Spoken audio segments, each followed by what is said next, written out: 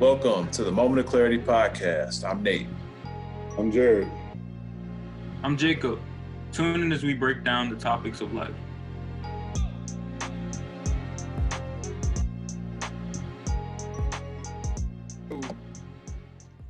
All right, y'all. Today we want to get into the mind of a young adult. We want to go back and we want to kind of get a take on how life is for the young adults and how hard or how easy it is transitioning.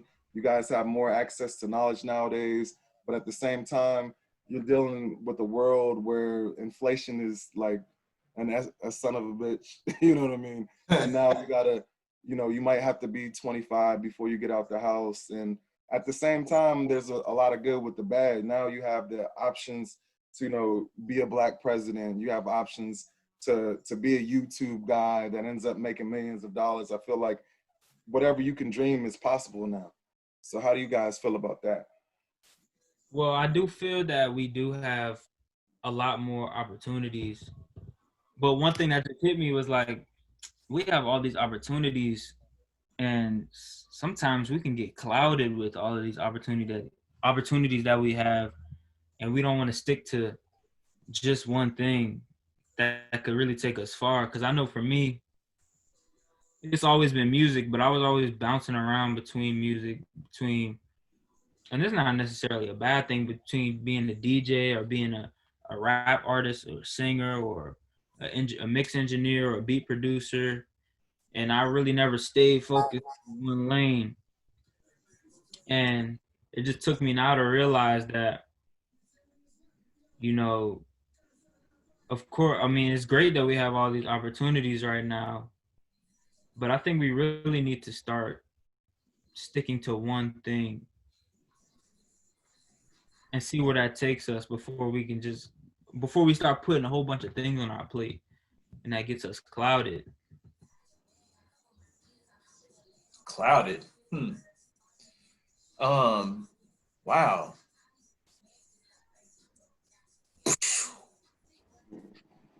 You know what I'm saying? Like, to have so many opportunities that, like, now the problem is you got to pick one. Right. Like, Man, I remember growing up, for me, like I only thought I had two options or three. I thought I was either gonna be an NFL player, an NBA player, or a rapper. So it was one of the three, you know what I'm saying? And like obviously there was other options out there. I eventually figured it out later in life, but it was a tough transition when I was about 19, 20 to about 21 before I joined the military. Cause it's like once when you're at some point in your life, like a good athlete and people are believing you're gonna make it and stuff like that, when you fall off that cliff and you don't make it, it's like you're in no man's land for like a couple of years trying to gain that, positive energy behind you. Because when you're like a star athlete at some point, everybody knows you, people flock to you. They're just like, look at that guy, man. Oh, he's on the basketball team. Oh, he's on the football team. You playing AAU basketball. My sophomore year in high school, like I said this before, my coach told me, I'd be his next Ricky Williams. And at the time, Ricky Williams was like a big time running back in University of Texas. So, I eventually left that school, and then I'm a junior and they got a transfer rule in Texas. And, I go to a bigger school and now I'm just another guy. And so from like 16 to about 19, I'm just trying to figure out what I'm going to do next, because it's like football's over. I don't really love it no more. I'm not playing with my friends. I really wasn't that good in basketball. I was good enough to make all the teams, but I was never realistically going to be a pro basketball player. You know what I'm saying? So it was just like, I had to try to figure out what I'm going to do next. Luckily, the military kind of guided me to where I want to go. But I feel like for you guys now, do you guys really know more what you want to do at a certain age? Do you feel like as a black person, there's more things to do? Because like growing up for me, like the most successful black people were either entertainers or drug dealers. You know what I'm saying? I don't know how much that has changed. So can you speak on that? right now, according to social media, you have to be rich at 15. I go for exaggerated. Rich at a really young age. You have to have your whole life planned out ahead of you before you leave your parents' house. And I think that really paints a bad picture of what life is. And like you were saying, and go back to what you were saying about like you only saw those three options when you were graduating. I think like back in the day, you saw those three options as the only options. And if you probably would have had that a wider look on what you could have done, or things that you could have done, um, you probably would have had a um trying to figure out the words. You probably would have had like a better, not saying you didn't have a good look on life, but a better look on a career, if you understand what I'm saying. Like right now we got all these careers, and I think it's like pros and cons. Right now we got all these careers, and we don't know where to start. Yeah. I think like, one thing about older generations is that like older generations may not have had as many options in general. You know what I'm saying? Like, especially black people, because it was so much more rare for a black person to have an education and stuff. So, it's like you was either gonna like be a truck driver or like work at a factory, a plant. Like those were like the good jobs. So like if you got one of those, like you was good. Um, Yeah. you know what I'm saying? And so like then, it's like black people started going to school more and more and more, and then like, advanced placement classes came out, black people taking those, what I'm saying? So it's like slowly but surely like the opportunity started growing. But then we had like our parents who was still from the old school. So, they sitting over there like once you get a job, you bet not mess that job up. You sit your butt in that chair 9 to 5, don't move. Like, don't take a day off. Oh, Like what? me and Jay was just talking about leave of absence. Like, dude, like, what is a leave of absence? Like what? Like that when leave of absence like becomes a part of your vocabulary, you just need to immediately like start praising the Lord. You Mm-hmm. know? Because it's like that type of shit didn't exist like for black people. You know what I'm saying? It's like we were always like coming from the mindset where like you work. Like my grandfather, he died in 87. He worked like 3 jobs. He worked at the Coca-Cola plant. He worked as a butler in like this rich person house, rich white person. And then he had another job too. Just like constantly working to provide for 7 kids. And so it's like that mindset had started being changed like with my mama and them, because like they started going to college, but then like a lot of them was getting knocked up too. And then so like they had to get married, because like once you got knocked up back in the day, you had to get married like right away. you know it's just like I think it's good, that like so many opportunities are coming, things are changing. What I'm saying? It's like you don't feel like you only got like a couple of options. You know what I'm saying? But I think like one thing that like we can do is look back on the older generations, because it's like one thing that they had squared away was like doing the same thing like repeatedly. You know what I'm saying? Like old people were like good at that. It didn't matter what it was. They was going to stick to it. Like if they got a job, they work at the same job for like 35 years, 35, 40 years. you know? Yeah.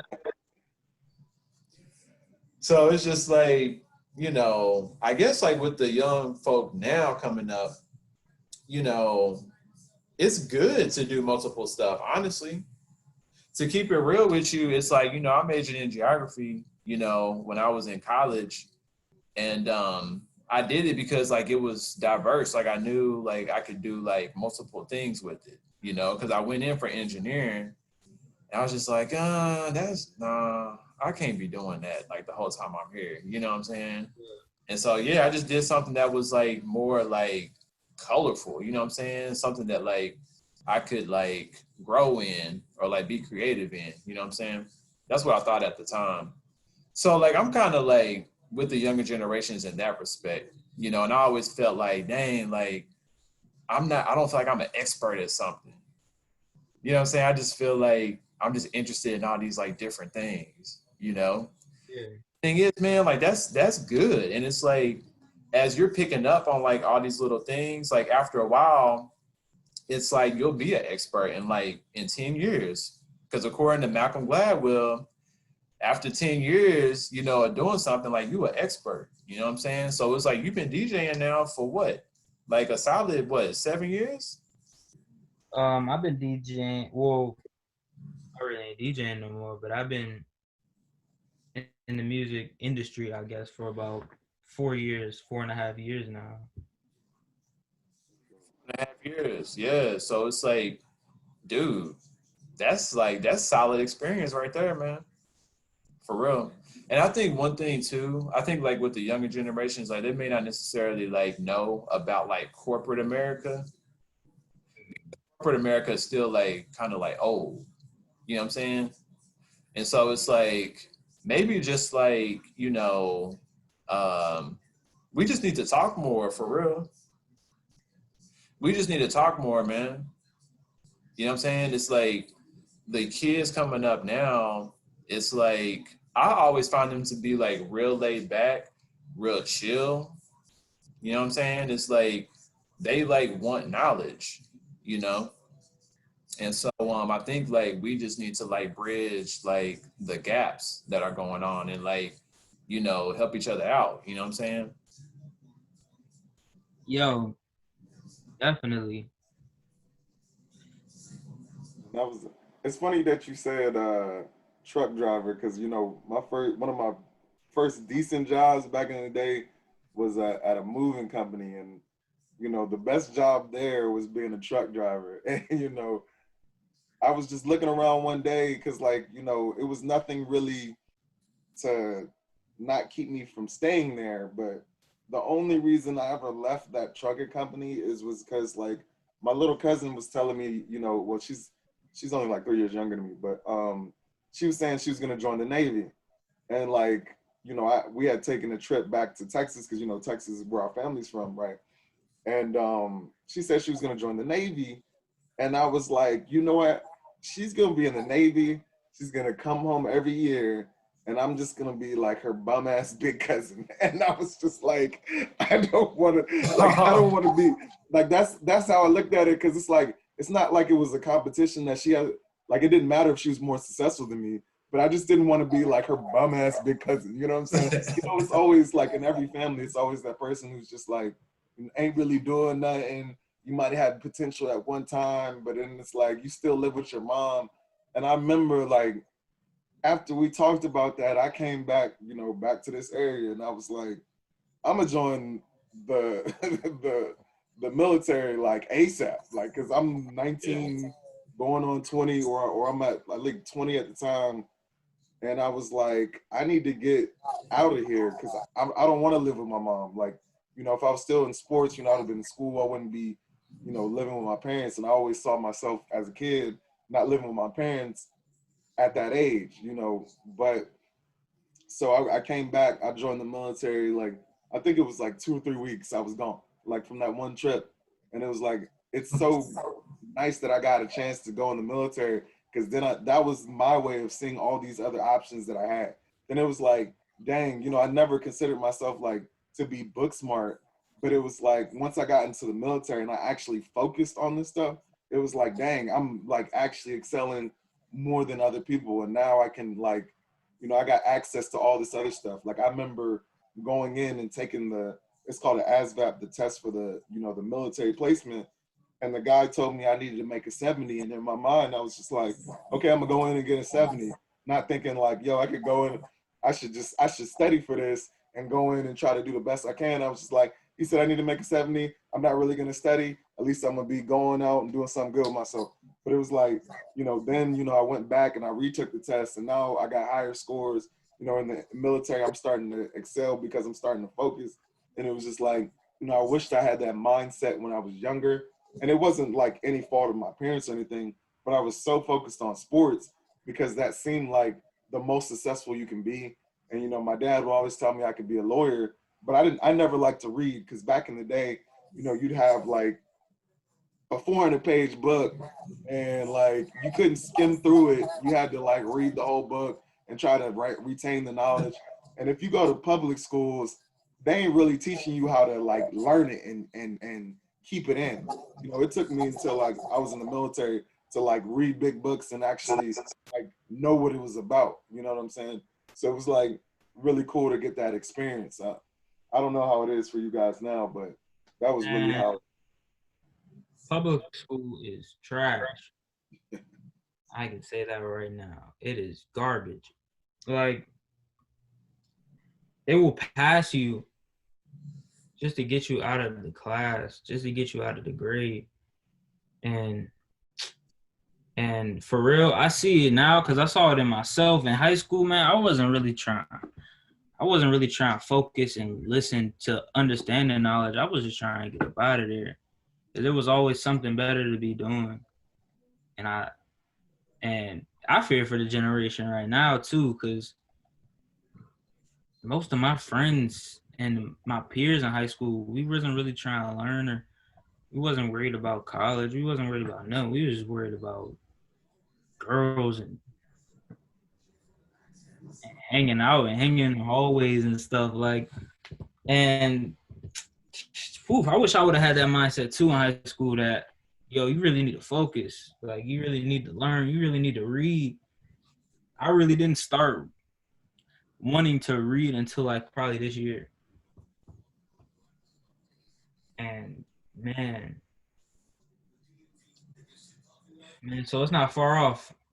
It's Yeah, that definitely sounded a lot like me, you know, when I was at the age, it was like hang out, have fun. Like I remember, you know, like I mean, I had good enough grades to get into college. I mean, I should have been able to get like a scholarship just straight off grades because in Texas, school is like show up to class and you get an A. Like that's how easy school uh, is in Texas. Like literally, after going to school at like West Potomac in Virginia for like 1 year, I went to Texas, and every year after that, I had like 2 or 3 study hall classes. But study hall classes was just you sitting there, and they're like, you got too many credits to take another class. So it was just like a dead period. So I could go in that class, do all my homework. So I never had to do homework at home. So at home, I was just chilling because I could do all my work in study hall. You know what I'm saying?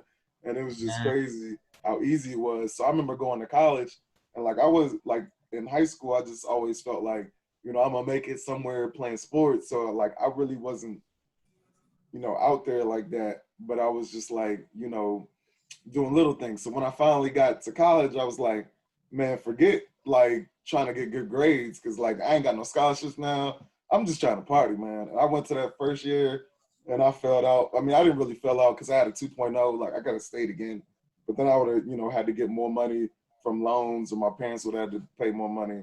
So then I ended up in a community college, and you know, my mind is still like, I want to do something with sports. I want to be a coach because you know, if you don't make it in sports, you want to be a coach or something dumb like that, or you want to work. I mean, there's nothing wrong with being a coach, but it's just like it's not for everybody. So I just wanted to be a coach, or I just wanted to be a personal trainer.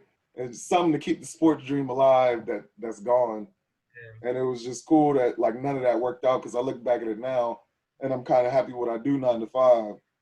But it was just it was nice getting that different understanding. But I realized public schools, you sound like you have the same experience. And I've been watching a lot of shows where like, you know, I'm seeing how white people grow up and how they live. And it's like I remember, you know, my sophomore year in high school, I went to like a predominantly white school, and we had what was it? We had 3 black people. I was the third. You know what I'm saying? And like they'd be partying, drinking at 15 and 16. But then even though they was partying and drinking, these dudes and females had 1,600, you know, SAT scores, and they was serious about their school. So it was just like my simple mind. I'm just trying to be an athlete. I'm just like I ain't thinking about all that. But it's like, what if I did? You know what I'm saying? What could I have actually been? Which is always intriguing to me. And I feel like I've even made it to a decent place not thinking like that. So it always makes me think like, what if I would have thought like that? You know what I mean? But Yeah, no. Like that's crazy. Like to think what was their mindsets? What was so different from their mindsets than us that they could have the balance between both? you know what I mean, sorry, go ahead. I think it's just stuff that's been passed down, man, for real. You know, it's like the rich white people that I knew coming up, like their parents already had like Western education, like in high attainment in Western education. So it's like they have kind of like a head start a little bit, you know, because like as like black folk, it's like we was just now getting into the game, so it's like we didn't even know all the rules and stuff, you know. Slowly but surely we was picking up on it, but like we didn't have it down pat. So like unfortunately, I think that there's like a little bit too much emphasis based on Western education. And I think that we need to just kind of get more into a practical mindset. Like you said, Jacob, it's like you more into reading now. Well, maybe like the way that, you know, like Western education is set up, like maybe it's not meant for you to like want to read at 6 years old. Like maybe it might take a little bit longer. You know what I'm saying? It's like it's a progression for like somebody to become interested in something. But it's like sometimes with the way like education is set up in this country, it's like everything's just shoved down your throat. And it's just like, okay, kids, get this, like learn this. Yeah. Like the whole time you just like why though? Yeah, it's like they turn learning into a chore for me. Yeah, it's a chore. It's like not something that you need to do. It's not. They didn't make it something that you should want to do. They turned it into like, yeah, you gotta do this, you gotta do that, you gotta turn this in by this time. I ain't answer no questions. Like, I got a wow. like slightly different perspective on it. I feel like for me, I didn't really care about school that much because it just wasn't cool. Like, you know what I'm saying? Like, and I mean, now, you know, it's not about being cool because like 30 years old now, I mean, 33 now, it's like I don't really care about that. But like, I think everybody at about 14 to about 17, being cool matters. You know what I'm saying? Or being 12 to about 17, you just trying to be cool, you know. And I don't think like culturally, like being book smart isn't always the coolest thing. You know what I'm saying? Like people, even the people who are really cool, they're not like bragging about it. Like I remember you Nate, you were saying you was in spelling bees. That wouldn't be something that everybody was like, oh man, you in the spelling bee. But I feel like in other cultures that might be a thing. You know what I'm saying? And like I'm not here to bash our culture because I think our culture is beautiful.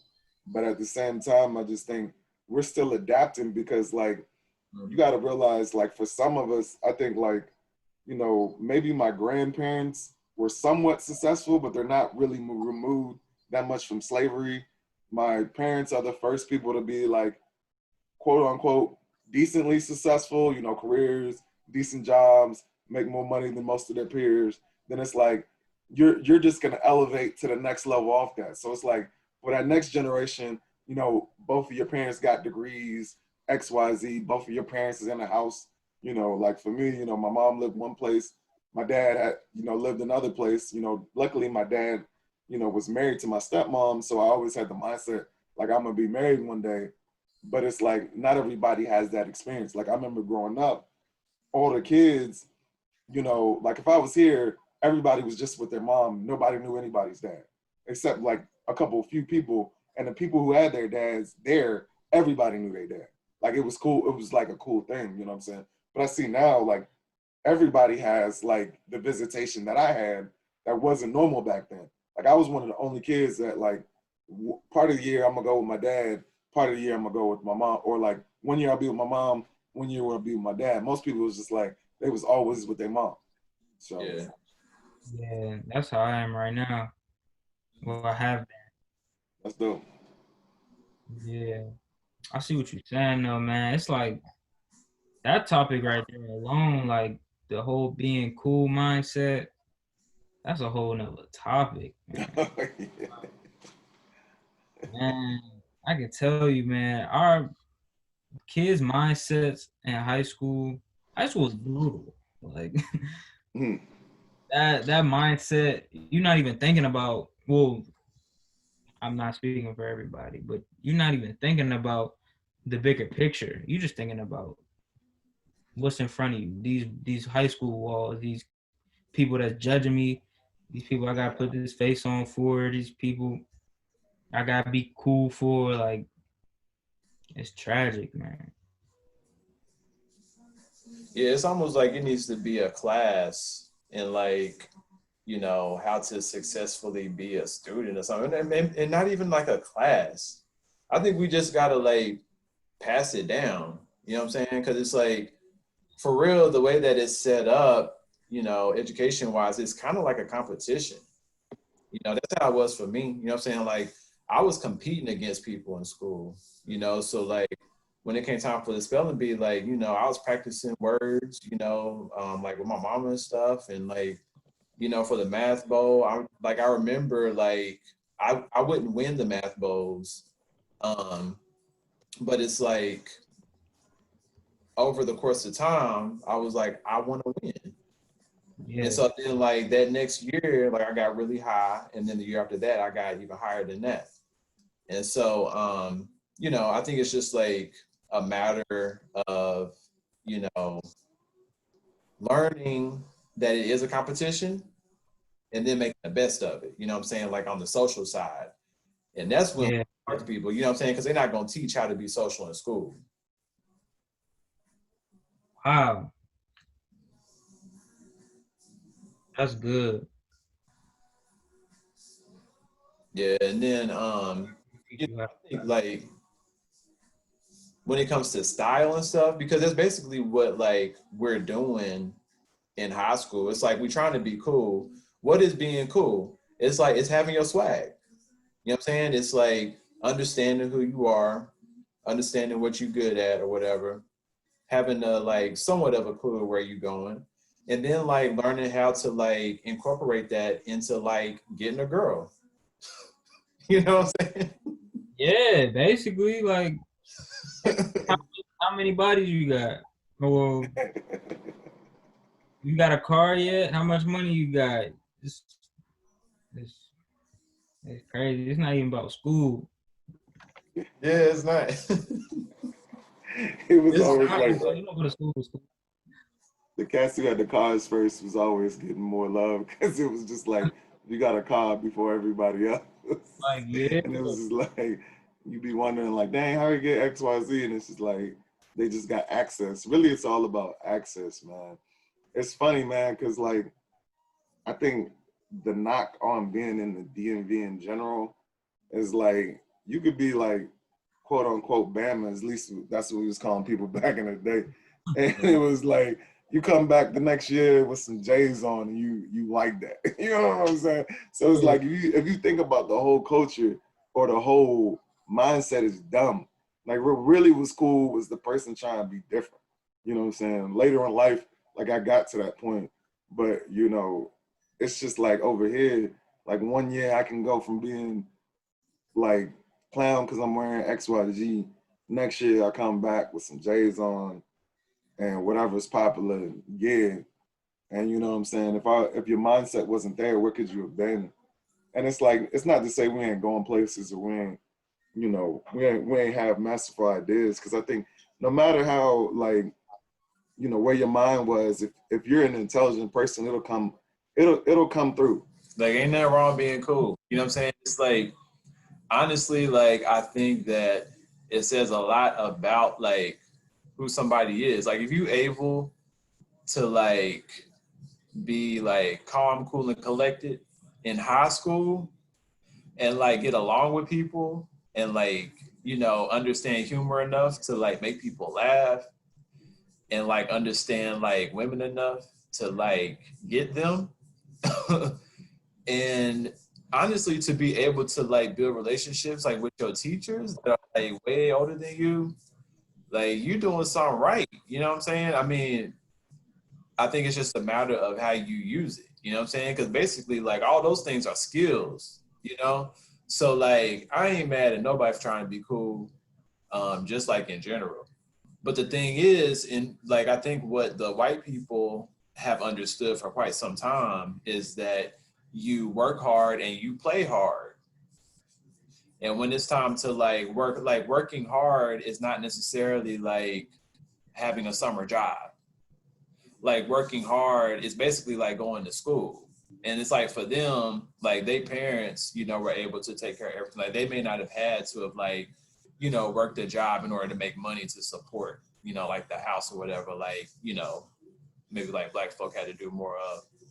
But yeah, it's like they know Yeah, like I mean, it's education, just like sometimes like adults make school life.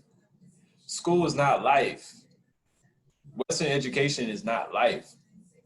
Now, in order to like play the corporate game, you probably do need to have more and more education because the way that like some aspects of corporate culture are set up is based on what people are learning in school, and it just keeps on like getting funneled through. But here's the good thing about Western education, though. It is changing, man, because it's like we grew up, you know, like learning about Thanksgiving and how like the Pilgrims and the Indians was like high-fiving each other, you know what I'm saying? And like just sharing with one another and everything was happy, you know what I'm saying?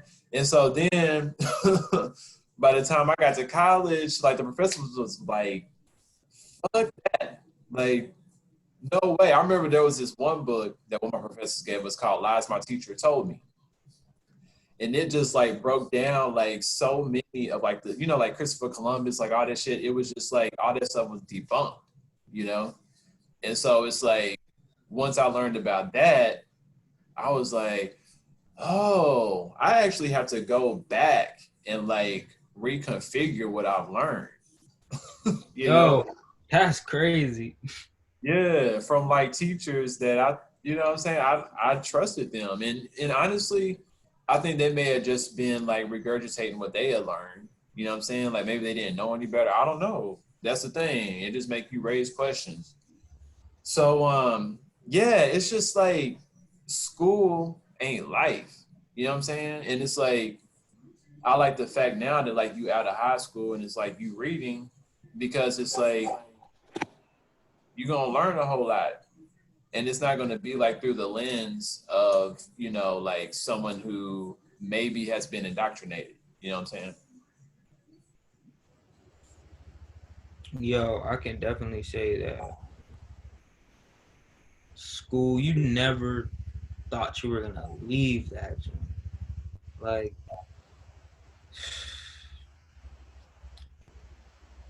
I don't even talk to no. I talk to no one I went to school with. You think you gonna have to make a life with all of these people,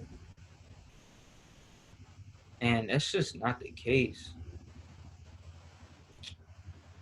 Man, I don't deep.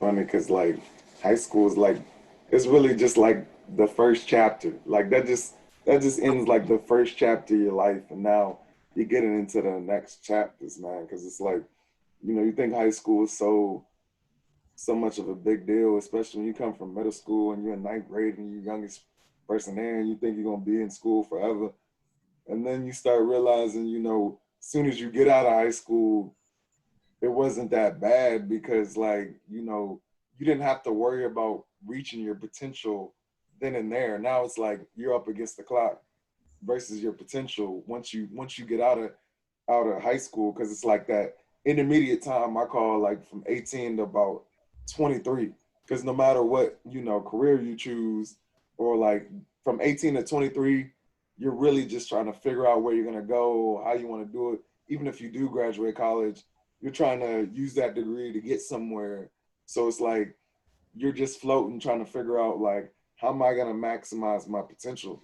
So it's just like when you hit that transition, you're finally like, dang, I'm glad it's over. But I guess that period is a time where you can have fun, because like you had that regimen of going to school. Now, if you're working, you might not be working full time. So you're kind of getting that like, okay, it might feel like a extended summer. And then, you know, when you was in high school, they made you like go to class from 8 to 2 or something like that. But now you get into college and you can start picking your own schedule. So like, I remember going to college and it was like, this is some freedom I'll never have again. Like, I mean, I remember it. I mean, now that I look back, I'm like, you know, having a day off because you didn't schedule classes on Tuesday. You could schedule classes Monday, Wednesday, Friday, or you could schedule Tuesday and Thursday and have Monday, Wednesday, Friday off. I mean, it was cool to have that. And it was cool to be able to, you know, party, meet new people. But it's really like, you know, people put so much stock into high school, but really your close friends are like college or people you meet in the military or your jobs after that. It's like, you know, I still talk to people, you know, I went to high school in Virginia, but like in Texas, I wasn't really close to them because of the coach. I couldn't fit in with the culture because, you know, I like there was like black people wearing Wrangler jeans and stuff. Not Wrangler, but like, you know, the cowboy Wrangler hats and all that. And I just couldn't get with it because to me, it felt like everybody black wanted to be white. And I just felt like that was weird. I mean, no salt in their game. Like if that's what they want to be, so be it. But like coming from here, like I wasn't gonna be able to fit in with that. You know what I'm saying? So, you know, I'm just really glad that I got to join the military. It's glad to see the different phases of life. I mean, the good thing about, you know, the phase that you're in right now, it might be the best time of your life because like you're still working with potential. You're still formulating your plan and your vision. So like whatever your vision is now, you can make that happen if you dedicate yourself to whatever that is. So it's good to not be tied into something because there's a lot of people who get into careers like Nate was saying earlier, you know, working 30 years in the same career and you really don't want to do it. Like I know my dad for sure is working at a job that he doesn't love, but he's really good at and he works really hard.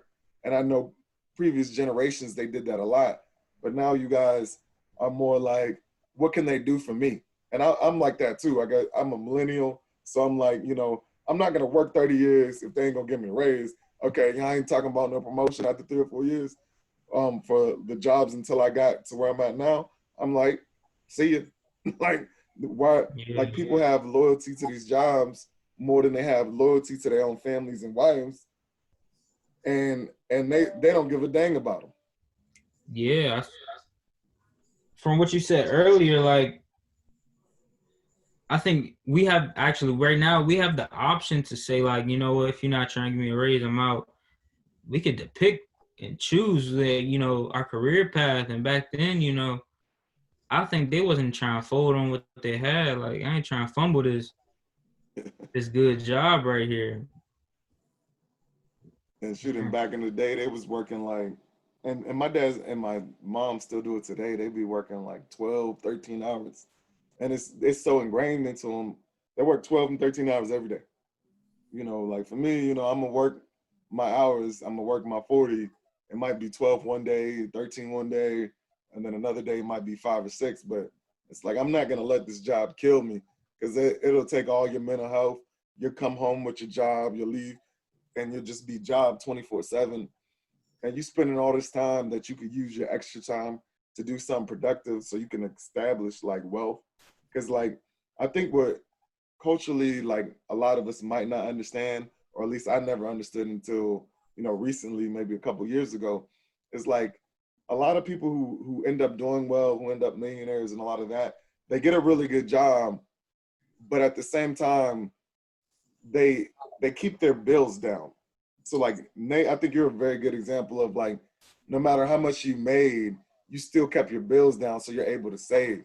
But like a lot of people who end up making it to millionaires, they take that money they're saving, they figure out how to invest in the stock market. They figure out how to make that extra money work for them. So it's like there's so many ways to become a millionaire, but a lot of us are taught at a young age to just be like, well, I could be a basketball player, I could be a rapper, I could do music, I could be an entertainer, I could try to do movies. But it's like, no, you could work at UPS, be a manager at UPS. Your bills are still like you saving $20,000. You put that $20,000 in the stock market. Every year you putting in $20,000, and you know what stocks to put in. You're gonna be a millionaire. Yeah. Yo, I think like, oh, was you about to say something, Nate? Nope. Oh, I think getting out of high school, the mindset is who can get rich first. What can we do to get rich quick? And then again, like, there's no plan. There's no, like, there's a song J. Cole was like people are above maintaining the timesheet because that's slow money. So like, yeah, really that, man. I think we need to stay focused on something instead of trying to get rich quick right now. Yeah. I think. Oh, go ahead. I was just saying, like, that's like it's a timeless concept. You know what I'm saying? Or I should say ageless. That's an ageless concept. You know, that like it sounds kind of simple, you know, and it's like the three of us are talking about it now, but it's not popular. Like it's not popular to wait. You know what I'm saying? So it's like as much as, you know, I was saying earlier about, you know, like it being all right, you know, like to be cool in high school or whatever, it's cool to wait. You know what I'm saying? Like it's cool to have patience. Yeah. You know what I'm saying? And I think like people should like begin incorporating stuff like that into their swag. You know what I'm saying? It's like for me, you know, like I was pretty patient, you know, like in high school because I just had it ingrained in me, like the older generations to just go in, head down. You know, like I had the support of like all my family, you know, like I was like the smart one or whatever. Like supposedly I'm the mathematician of the family, you know, according to my auntie, you know what I'm saying? So like everybody was like, okay, you know, Nathan School, like he's gonna do good. You smart, you know what I'm saying? So I was like, okay, cool. But at the same time, it's like I didn't know how to make it like I made it like kind of cool, but I didn't understand that like what I was doing would like last for my whole life and then it would like continue to get better and better and better. Like I had an idea of that, but like to see it actually like come about, that's why it's like I get excited about telling like younger people, you know what I'm saying, that like, you know, like it's cool to like be old in a way, you know what I'm saying? It's like in high school, like I wasn't doing everything that like everybody else was doing because I had like the values of old people. You know what I'm saying? So people would always tell me, "Oh, Nate, you think too much. You too deep." Like I heard that all the time. You too deep. I'm just like, I don't know what else to do. You know what I'm saying? I don't know what else to do. But it's like now that like I'm 37, man, I'm enjoying life like I ain't never enjoyed life before, like ever at 37. So it's like, you know, I don't even think about time the same no more. Like it's not about like a tenure, you know. I got grays in my hair. Like I got like, I don't know. Actually, like I don't even like feel old, honestly. I just have grays in my hair. Like that's pretty much it. Because it's like I don't want to just like keep on doing the same thing for the rest of my life. That sounds depressing. You just keep on doing the Yeah. same thing.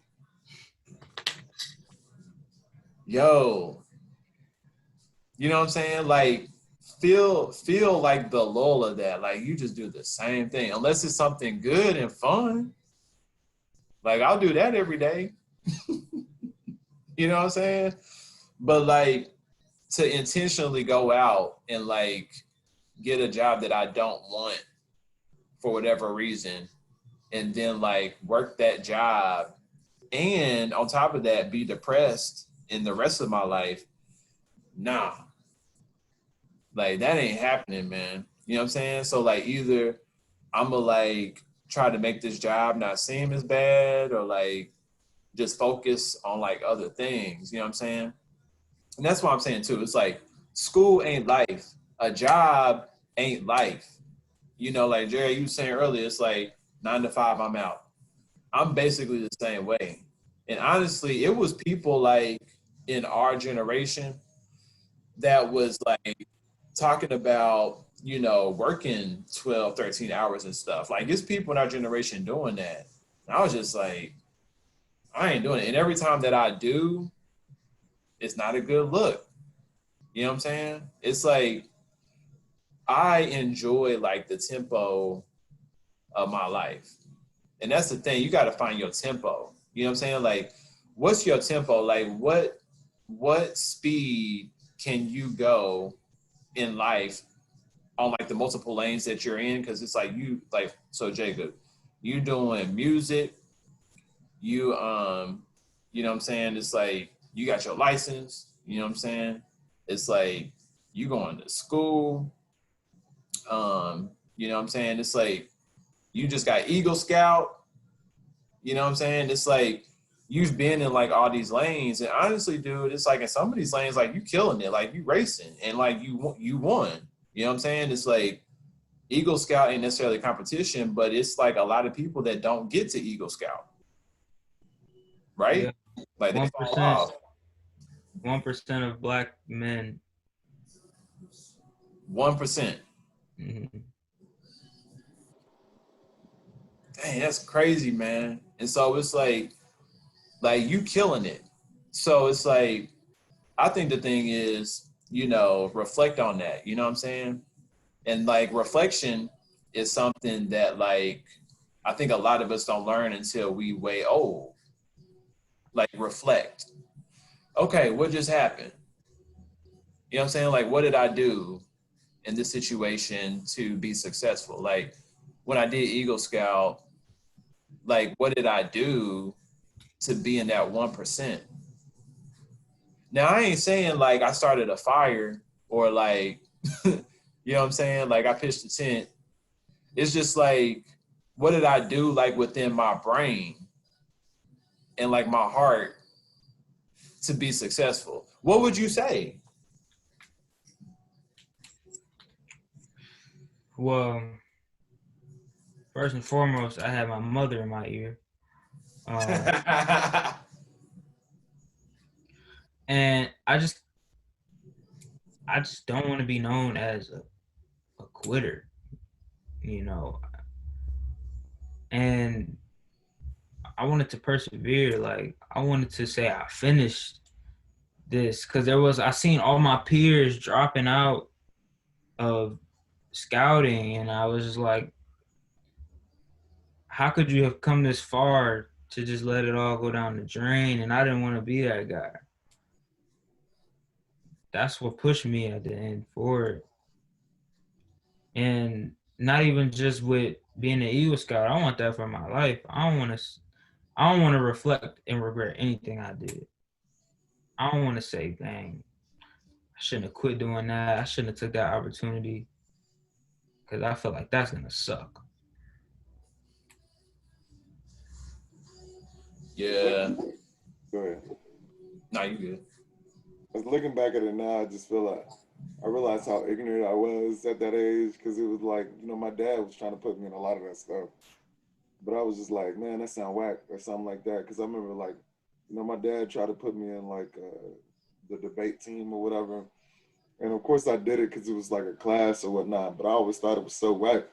But the funny thing is, you know, like I had to give speech. It was this thing you had to walk in front of somebody and give a speech, because I wasn't like actually like one of the debaters, but it was like another lane.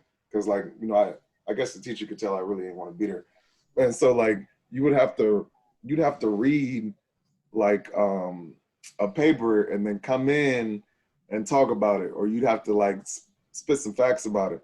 So I would never read the paper, but I would just make it up when I got there. And one time I ended up actually doing good, and I just made it up. But the thing that happened out of that is that at that time I could just like, I was spitting, man. I was like, I could talk to anybody. I could just like on the fly. I wasn't like, you know, it was almost like being a public speaker. And, you know, if you think about it, it's almost like, you know, in the White House, they have that press secretary or whatever who gives the announcements. It's like, it's almost like that. And, you know, looking back, it's cool. Now I think about it, it's like, you know, the fact that you're an Eagle Scout, that's cool. But it, just in my ignorant mind at the time, it's just like, the only thing that's cool is, you know, the things I discussed before. And it's just cool to see, especially see Black people doing things that ain't typical of Black people. You know what I'm saying? Because like, if we're gonna keep evolving, we got to do things that ain't considered like normal or normally cool. And sports, like sports ain't gonna, I mean, I guess the worst thing about sports is like, yeah, I was athletic and I was in shape playing sports, but then sports was over and the military was over. It didn't stick in my mind that the working out, I need this for my life. It was just like, now I'm not trying to be a starter on the basketball team, or I'm not trying to be this great football player, or I'm not trying to max my PT test to get promoted. Now I'm like, it's not in my mind. You know what I'm saying? When if I would have just been doing that outside of sports, then probably I'd be in shape or whatnot. But it's good to develop good habits that aren't typical of like what's the norm of being Black, or what's, you know, mentioned as being Black, because not everything that they try to throw on our names is something that we actually identify with. Yeah, Yo, that's true, man. like, I think this is sometimes I think Black people can get lazy,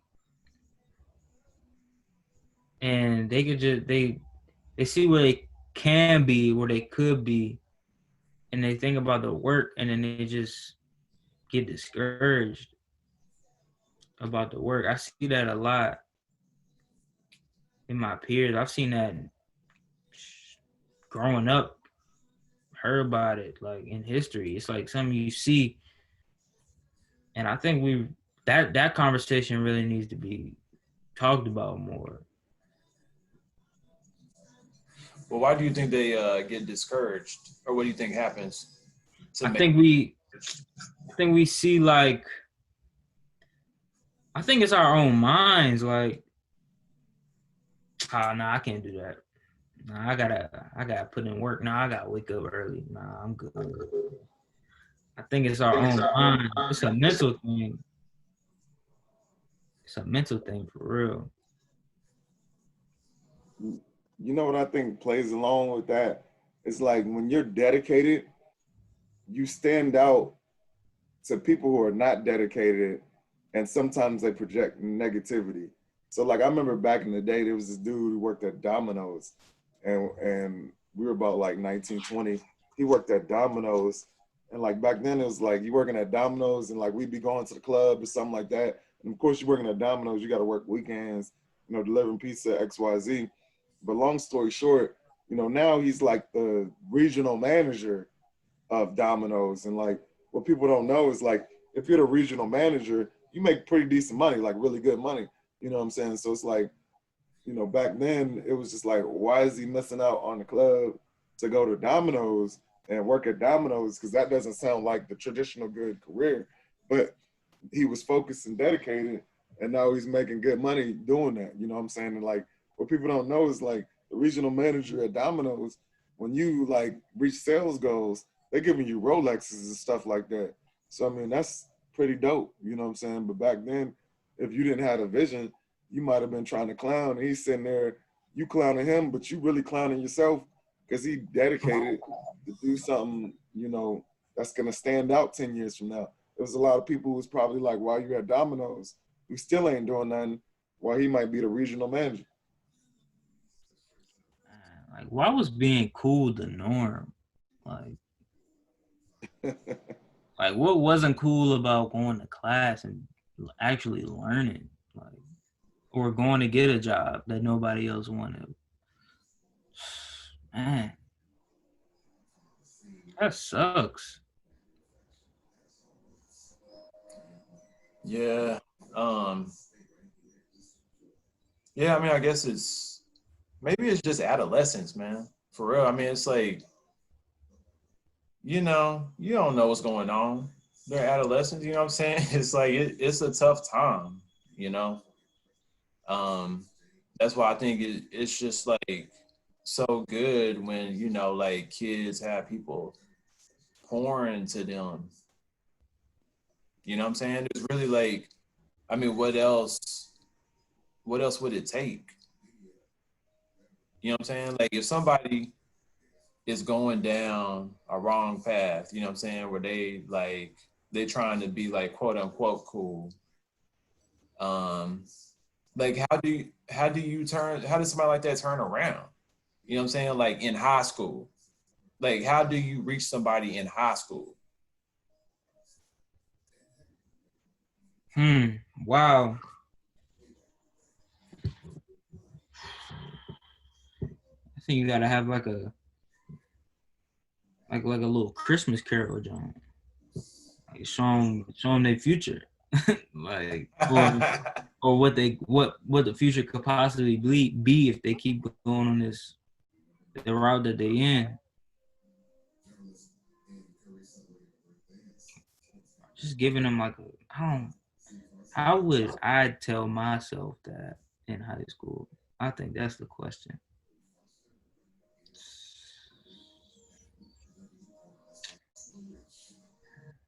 I'm gonna have to get back to you on that one.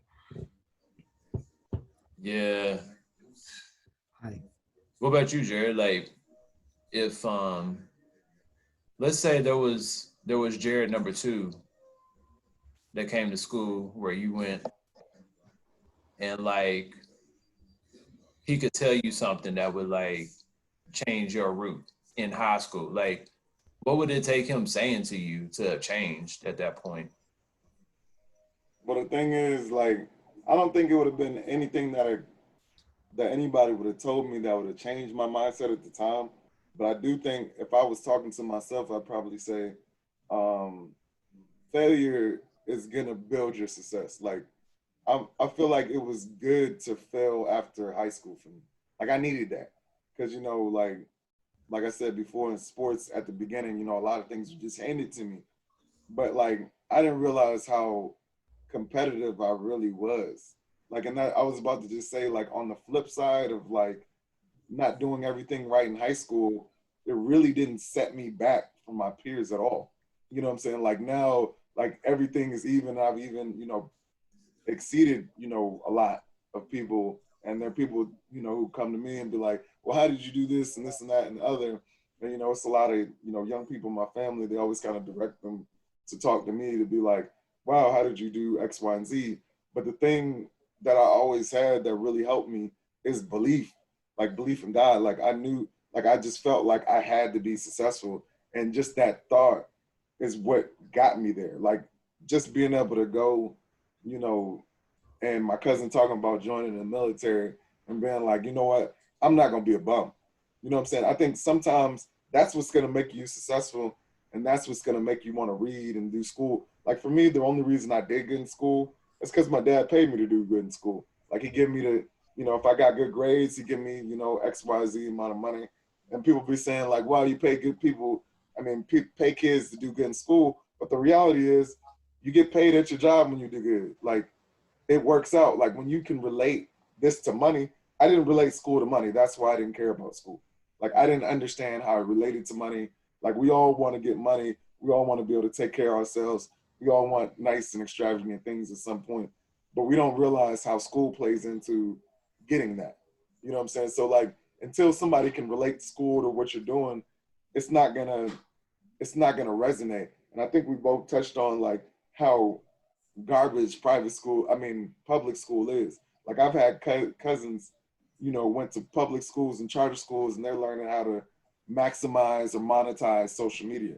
Like if you would have been teaching me that back then maybe I would have been like, oh snap, because I can see how that makes money.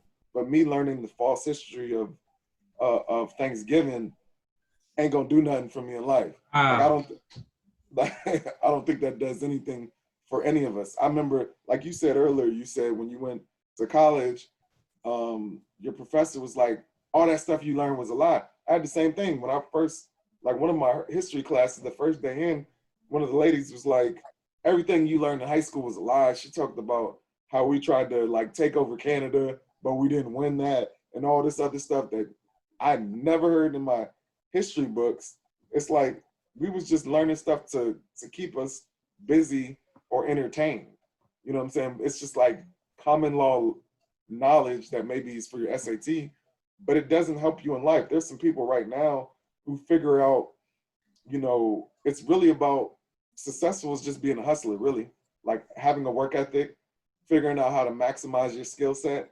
It's not really about how good your grade was. I know a lot of people who didn't have good grades who are still successful. So it's like, I just think that's part of life is like, you're not going to take school serious at some point. And a lot of people who didn't take school serious at one point end up taking the school serious later. If I took school serious when I was like 18, 19, 20, would I have a master's degree now? Maybe not. You know what I'm saying? Like for somebody who didn't take school serious, I mean, now I got a master's degree, which I don't think it makes any different because I don't feel any smarter having a master's degree, but I'm just saying like all that stuff is attainable. And then you don't really know when you're going to get it, but they always make it seem like after high school, you got to do your 4 years, get your bachelor's degree, do another 4 years, get your master's degree. And if you don't get it, then you never get it. But that's not the case, especially now you can go online. So it's just like, there's no timeline for success, or there's no timeline for your success because everybody's living on different timelines. But it's like if you have the belief and the hope and you believe in God and you got that conviction, nothing's going to stop you from being successful. You could be successful selling candy on the corner. You could be successful selling waters. I mean, you could be successful selling Jordans. I mean, just because you don't have it figured out at 17, 18, 19, 20, 21, 25, 27, doesn't mean at 40 you might be lit. I mean, I was talking to, I think my dad earlier today, and I was talking about Mel Kiper. Do you know any of y'all know who Mel Kiper Jr. is? He's like this NFL draft analyst, right? This guy used to live with his mom in their basement till he was 40 years old. He used to make like videotapes of all the players in the NFL draft. And it took him till he was 40 years old to get on. But when he got on, he's now $1 million dude on ESPN. So it's just like, you never know when it's going to happen. But if you believe in it and you got the conviction and dedication to do it, you're going to make it. Yo. Yeah.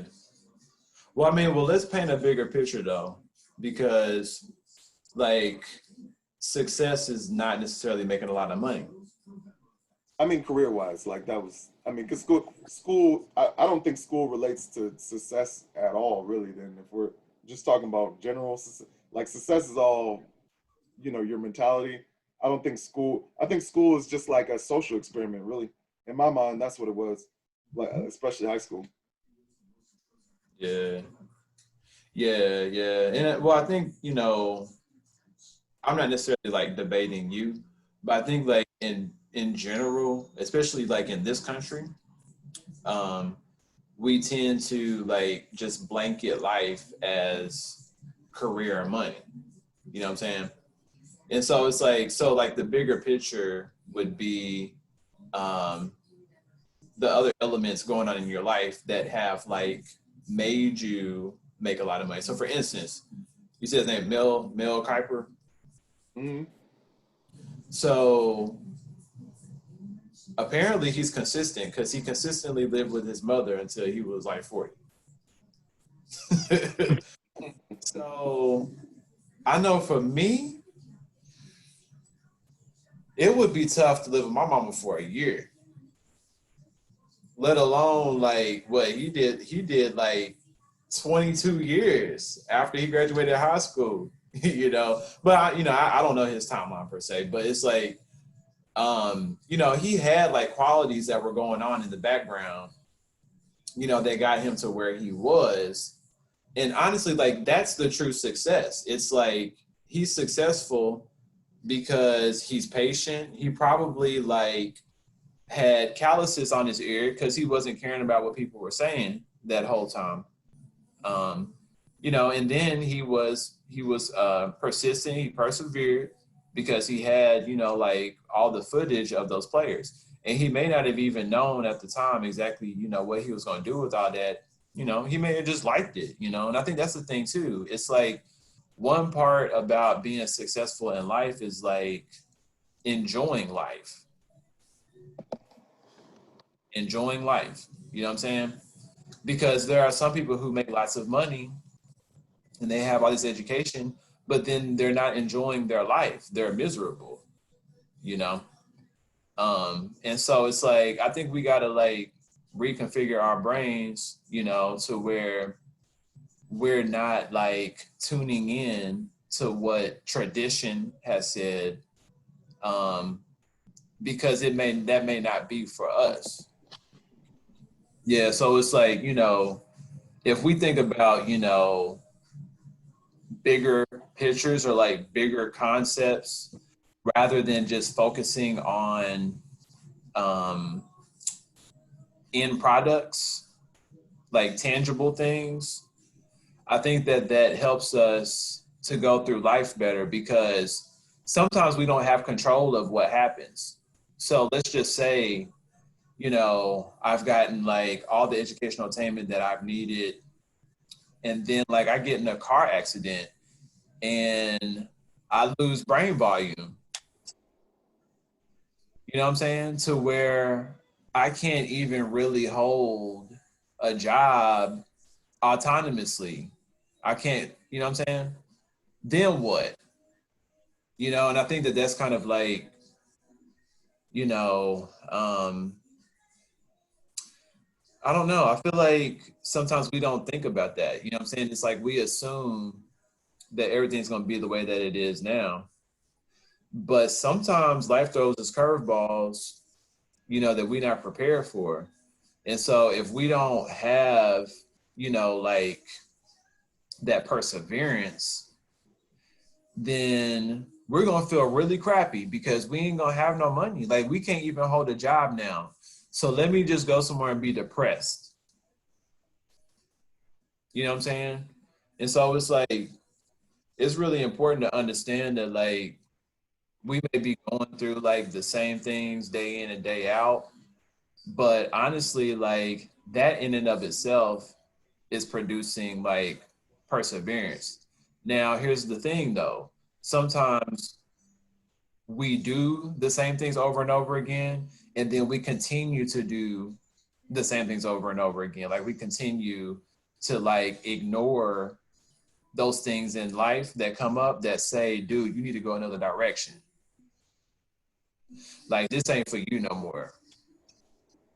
You know what I'm saying? It's like that's when I think it turns sour. That's when it's not like perseverance. That's just like not doing anything. You know what I'm saying? Like perseverance is not just like finishing something. You know what I'm saying? It's like perseverance is like understanding, and then it's like knowing that what you're doing is going to have fruit. That's the difference, is fruit. You know what I'm saying? It's like, is what you're doing producing fruit? And money is not necessarily fruit.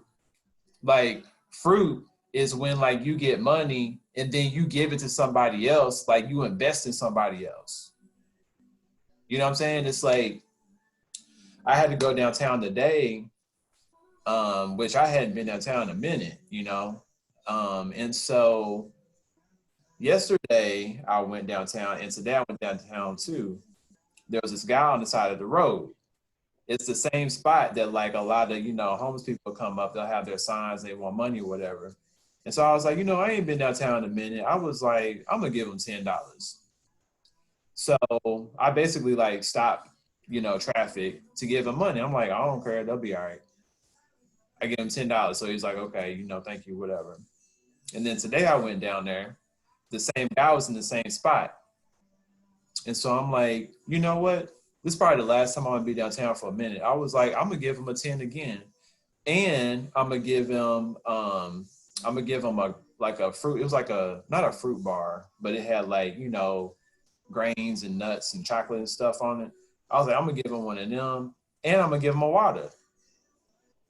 You know what I'm saying?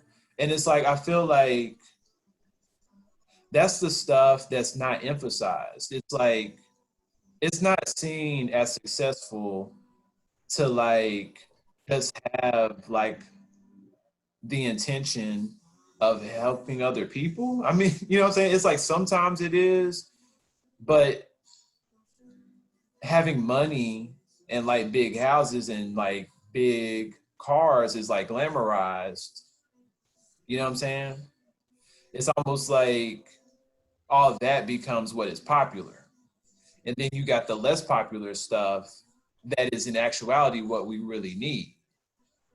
You know what I'm saying? Because the same way that like, you know, I somebody like if I was down and out, I'd want somebody to help me too. And that's the thing. It's like we like want help when we need it, but then when somebody else needs help, we just pass by, you know? Yeah. And it's like that's not being successful. Like that's not successful. You know what I'm saying? It's like I think like our view of success is like it's whack. For real.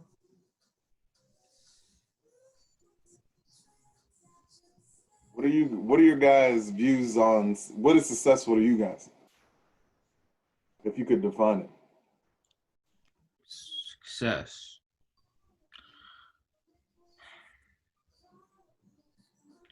I think honestly, right now, my view of success, well, not after tonight, but my view of success was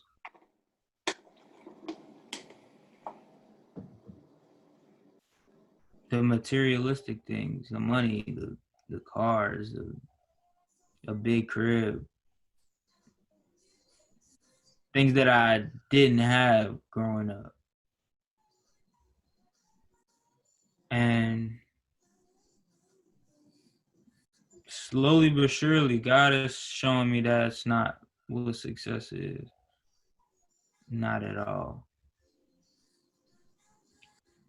Because what's all this money and no happiness? Like, then where you at?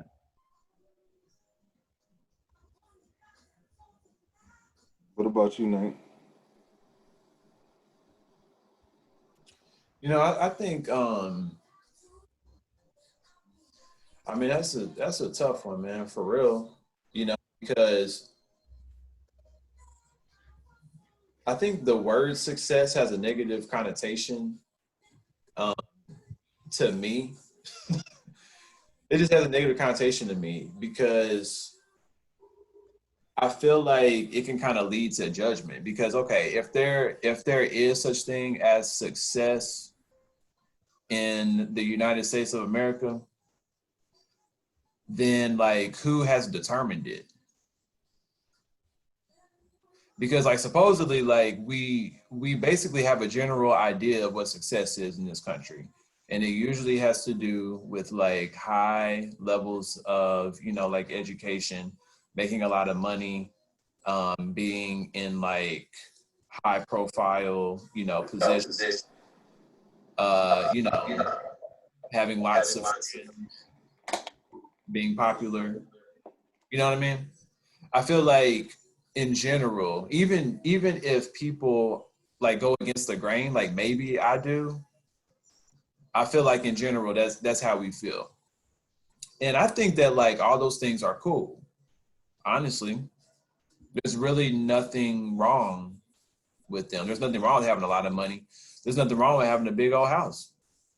There's nothing wrong with having a nice car, having lots of friends, or being in a high profile position. It's just that it's not a guarantee of anybody's character if somebody has those things. You can't judge a book by its cover. So if somebody has all those things, you can't like look at that person and say, you can't say they're cool. You don't know if they're cool.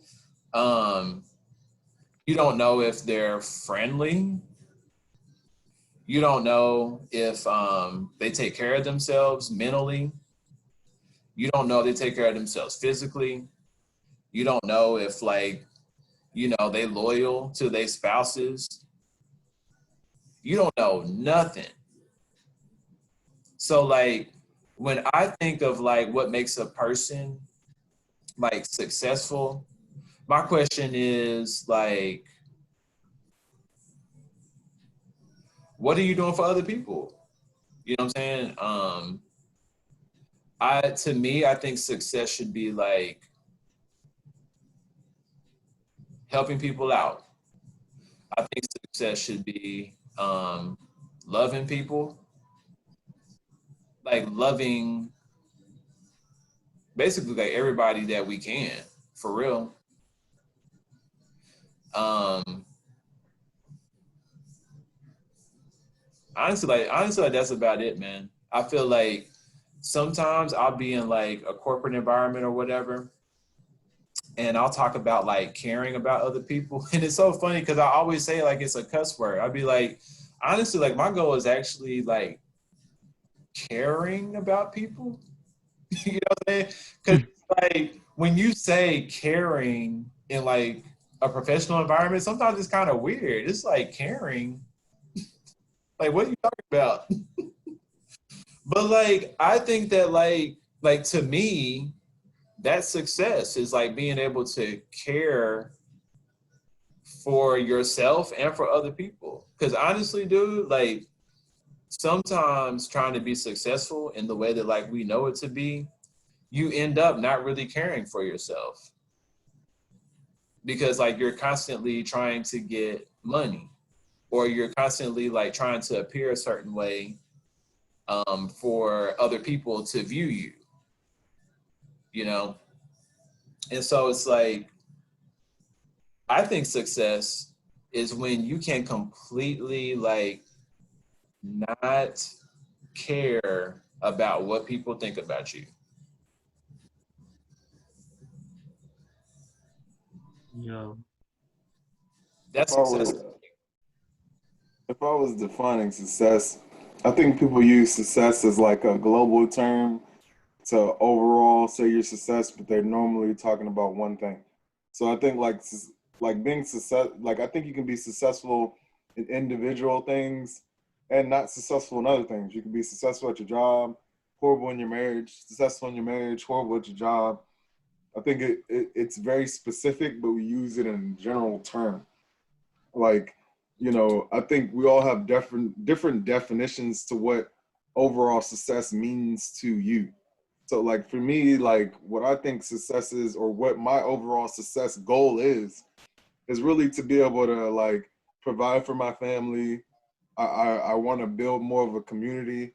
Like I know we've had a lot of talks about, what I wanted to see out of the church. Like for me, like I feel like the church has lost a lot of esteem because they took a lot of events away that kept people in the church. Like it used to be church basketball teams, church dinners, church XYZ. I think a lot of churches are just, you know, they're just fine. Like we meet up on Sunday, we go to Bible study and that's it.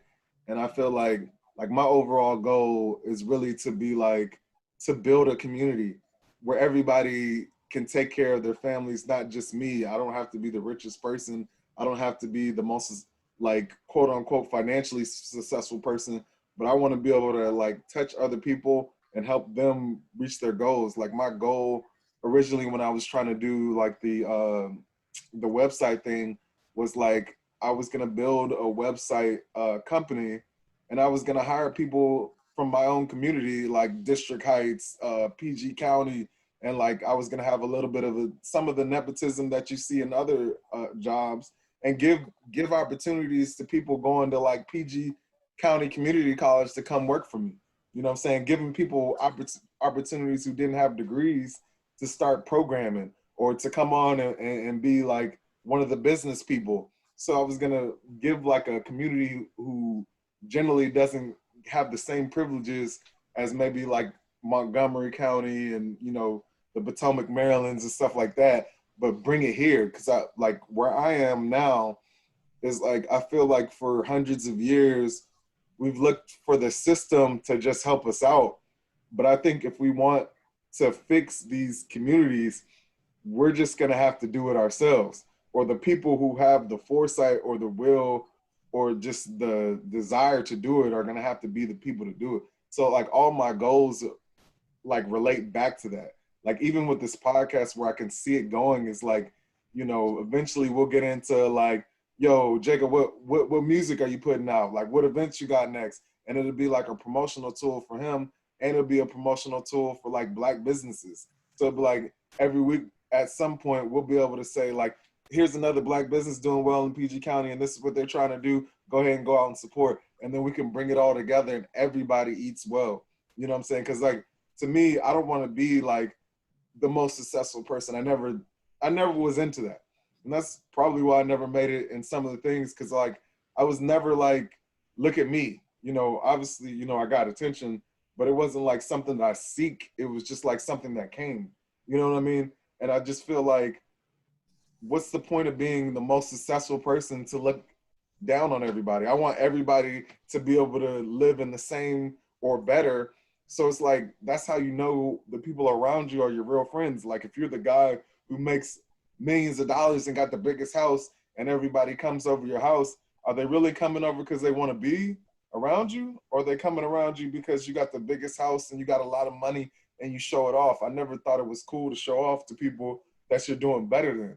Because like at any level, you could always be them and they could always be you. You got breaks they didn't get. They might get breaks later on that you won't get.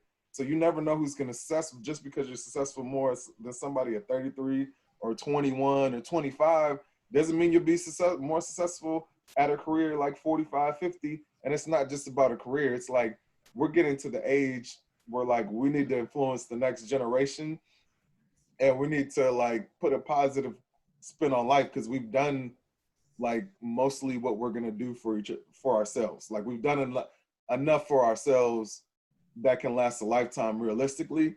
So it's just like we need to start affecting the community, making change. And we, you know, we've talked about politics and stuff like that, but we need to leave positive impressions, because like a lot of people just get older and they're just like, well, the kids are doing this and the kids ain't, and they don't understand. But if we all start communicating with each other and get an even ground, then we can all start building to something bigger. We can make something bigger. I always felt like our position in America, we just accept it. But I feel like we're better than that. So it's like, that's always my, you know, goal, is to uplift my people. Yeah. Yeah, I think too, it's like, you know, maybe adults now are apathetic, you know, because like, you know, Jacob was saying, you know, the adults aren't necessarily saying like, oh, you know, y'all are this, y'all are that, y'all ain't doing this, you know, like maybe they're just not saying it. Like, is that the case? So like, you know, when you think about adults in your life, like, you know, adults, you know, like at your old high school, adults in your church, you know, like your scout leaders or whatever, it's like, how do they interact with you? Like, do they engage with you like on like you know, like a friend level, or is it more just like a mentor mentee type of relationship? Like, are they fun? Are they more like serious? um do you feel like they're like doing what they do because it's a job more so than like they really care about you like family, you know what I'm saying? Um, I think that I have adults in my life for each of those. One that's a mentor, one that I can talk to on like a transparent level, um, some that I can go to for like strict advice on a subject. I feel that most of the adults in my life, I won't, I don't have to be afraid that I'll fear judgment from them. Um, and they're all uplifting. I don't really get too. I don't really get hate from them, honestly. Yeah, man, that's a good thing for real. Yeah, maybe like some adults don't like. I know in my situation, I feel like there was always a disconnect between like kids and adults. Like a very strong disconnect. And I think like there was like this consensus among us that like we weren't gonna quite be like that. Like with our kids, kids in general, like when we grew up. So like maybe things are changing, you know. Mhm. Um, even like, in Hollywood, there are a lot of stars now that are, basically old, you know what I'm saying? Um, what Future my age, Future like 37 or whatever. Beyonce, like, I think she's 30 something, her late 30s, something like that, and it's like they still, basically hot, at least a little bit. So yeah, I think, and that even started with my mama too, because my mama said, like when she was growing up, she didn't want to be like the old people, you know. And I was also talking with somebody the other day about, just like the older men in my life as a kid, and I was saying we got to keep on trucking on. And honestly, like I was kind of saying that in like a negative way, because like growing up, the old people were like, they were so old, just old. You know what I'm saying? It's like they were so removed from like anything that was cool at the time. Like anything, you know what I'm saying? So, part of that was good, because I learned like a lot about, honestly like slavery from them, Like there was one guy in my church that would get up and sing, tell old Pharaoh, let my people go, So it's like I was learning Negro spirituals and stuff, I ain't going around singing like tell old Pharaoh, you know what I'm saying? So it's like people are hearing that now. So it's like it's good and bad, you know. And so like one thing that like I wanted to provide the next generation was like transparency. You know what I mean? And I think that that's something that like we didn't quite have growing up. I feel like the adults were like a lot more closed off. It was more like, family secrets, you know what I'm saying? Um, and so now it's like I just want to be like fresh, you know. And I also like understand that a lot can be learned from younger generations too. It's like, like I mean, you were saying, Jacob, when like you sample something, you know, it's like you're taking fabric from another time, you know, and then you're lacing it with now, you know. Um, that's very powerful. What's that one song? Just like music. It's like Marvin Gaye and somebody else. Ba, ba, ba, ba, ba, ba. I can't remember the name of the song, but That's before my time. you know the song though. Like if I played it for you, Is you that Jamie Foxx? just like music. Nah, it's I think I Shazammed it. So but yeah, it's like all that to say, it's like that's dope. You know what I'm saying? Like bringing in the old, putting the new on top. Yeah. You know? And it's like, Kanye West used to get clowned all the time because he would sample, you know, um, even Beyonce again, it's like she did that Frankie Beverly and Maze song. Which was trash, by the way, but that's beside the point. Ooh. I Yeah, gotta. I mean, I thought it was cool how to dance with it. I think one of your boys made a decent point that like some of the young people don't know who Frank Beverly is. They ain't going to cookouts. They might not hear it, but it's like you'll never be able to replace the classic one. I'm sorry. Like I would never at my cookout do it, but I can understand it, and I don't want to hate on it, you know, because there's a reason for it, and that's what's up.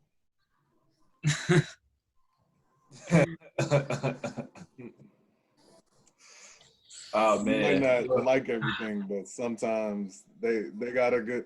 I mean, because it's like somebody who only listens to Beyonce their whole life, they need to get that song some way or somehow. You know. Okay.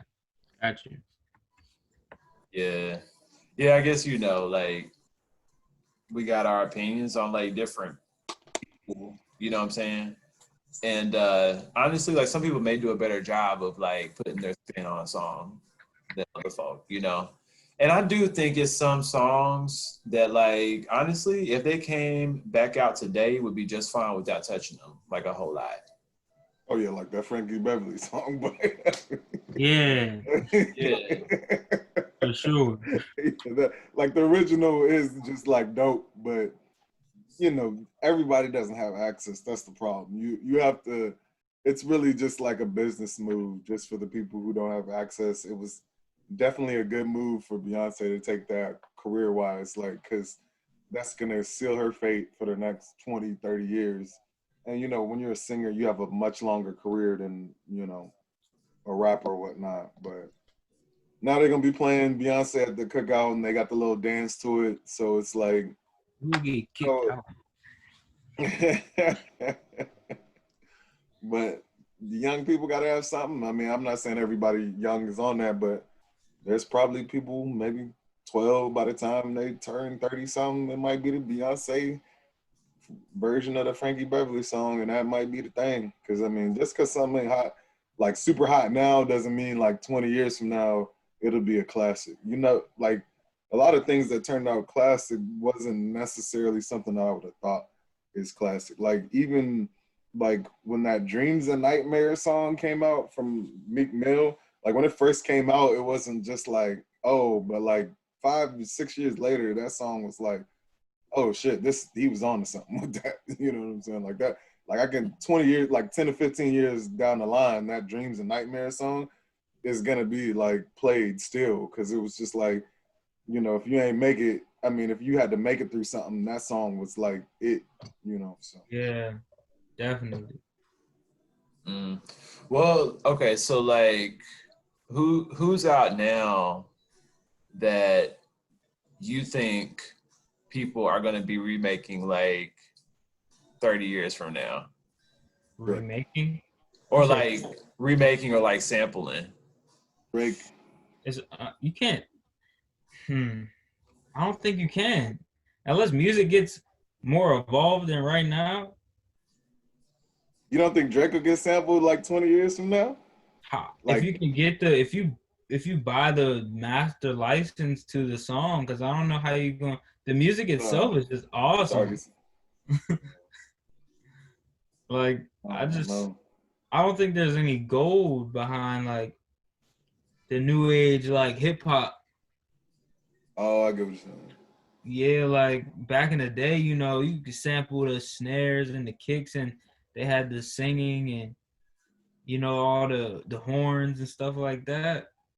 We can make all of that right now. It's on our Macs or whatever computer you're using. Like I just, well, what y'all feel about that? Sampling right from the music right now and in the future. I'll tell you what. I mean, I think that like the popular people, yeah, like maybe their music, you know, it may not be around in like 30 years enough for somebody, you know, to sample it. But then you have like some legends now, you know, like Alicia Keys, man. Every song that like Alicia Keys ever done has been high quality. Oh, you know who I got? John Legend. John Legend, like John low Legend. key, John Legend might be top 5 like R&B, like hands down. Like He got the wedding songs. He got the go out and party songs, like the classy black people songs. Like he got them all. Like you could sit there and like drive your car to a John Legend CD. You can party to a John Legend CD. Yeah, I mean, I mean not CD, but like streaming that. But anyway, yeah. John Legend is definitely gonna be on there. Yep. Well, see, and here's the thing too, because it's like, okay, we said Alicia Keys and John Legend. They're like old. And what are they, like 38? They're kind of old. I mean, compared to like somebody in middle school now, or like somebody in high school, like they're old. And I think that's kind of like to your point, Jacob, because it's like, was there a point when music like just kind of stopped being like high quality to where it would last, Because like the first person that came to my mind was somebody who's been around for like, Alicia Keys has been around for like 20 years. Oh, gotcha. Oh, hers. You know what I'm saying? Hers Yeah. is gonna be timeless for sure. Like hers is a beast. I think Summer Walker has a chance. I think Kalani has a chance. Like they got some hits in there. I think right now the R&B is good, but I think some of like that like drill rap is disco. Like that's disco, man. I don't think 30 years from now ain't nobody's gonna be talking about drill rap. I'm sorry, I just don't see it happen. Nobody older. I mean, maybe young kids might still be on that, but it's disco. Got you. Yeah. Yeah. I mean, maybe, let's see, you said her. I was thinking about her too. Chris Brown, man, he done been around for a minute and like he's still putting stuff out. I'm sorry. I don't see it, man. I mean, he's got some like his like original stuff, but like after he went like got into Hollywood and he's with the gang stuff, like nah, man. Like 30 years from now, you want to hear like these hoes ain't loyal? Nah. Like now everybody married talking about these hoes ain't loyal. Like, come on, dog. Well, not, man. And your girl, like that's definitely not gonna work. 30 years, like got your girl up here and she choosing. Nope, that's not gonna last. Like those songs never last. Khalid, I think Khalid's pretty cool. And then Caesar, he's holding it down. He from Canada, man. It's like, dude, Canada. I thought he was from Texas. Dang. Oh wow. No. Daniel Caesar. Well, I mean, don't quote me too much, but I thought he was from Canada. He might be. Which made sense because like Canada, like they'll like help you. Like if you're trying to come up in music, they'll help you. Like they'll give you money. Like they government, Really? At least they were like, several years ago, unless that's changed. And so it's like whenever I hear a Canadian artist, I'd be like, that makes sense. And I also think that like they study music, even like Drake. Like everybody be like, oh, Drake ain't real, like he ain't really hood, he ain't street or whatever. But it's like he did study, what I'm saying? Like Drake studied, man. And he got the art down, what I'm saying? He did come to Memphis during the summers or whatever.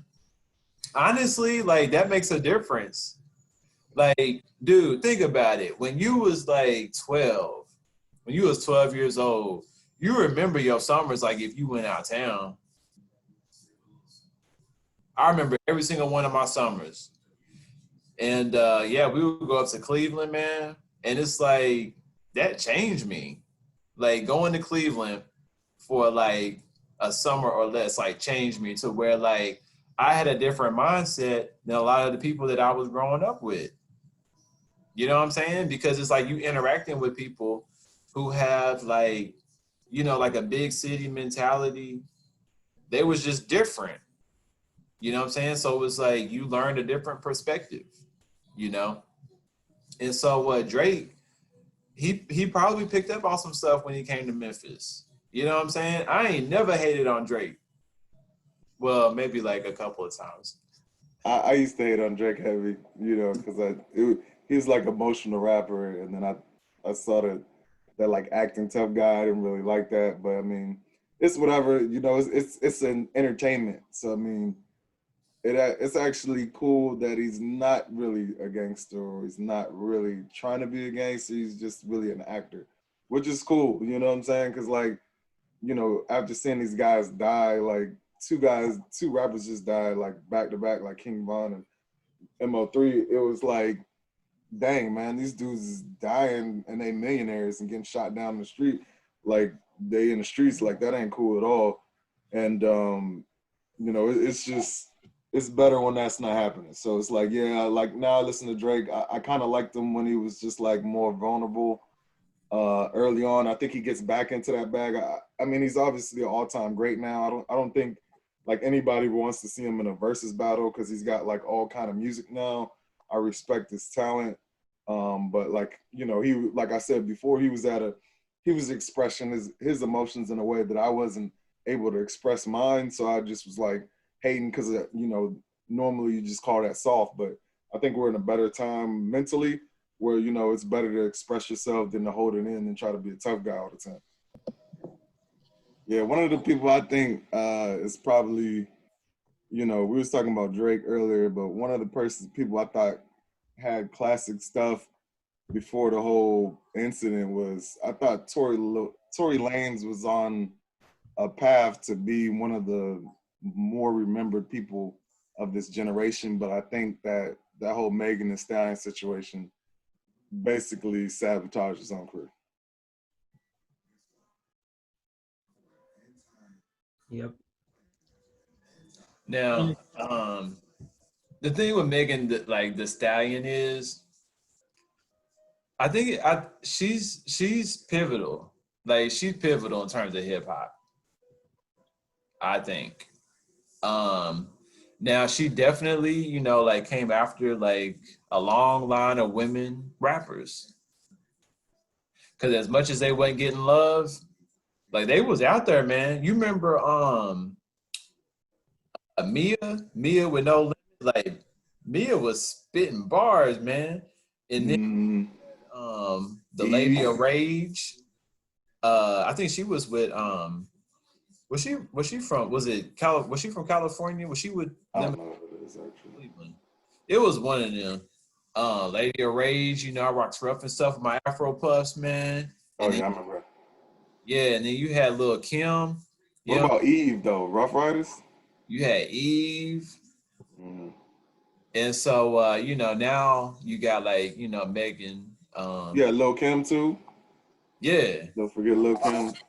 yep. Foxy Brown. Foxy Brown. Foxy Brown, man.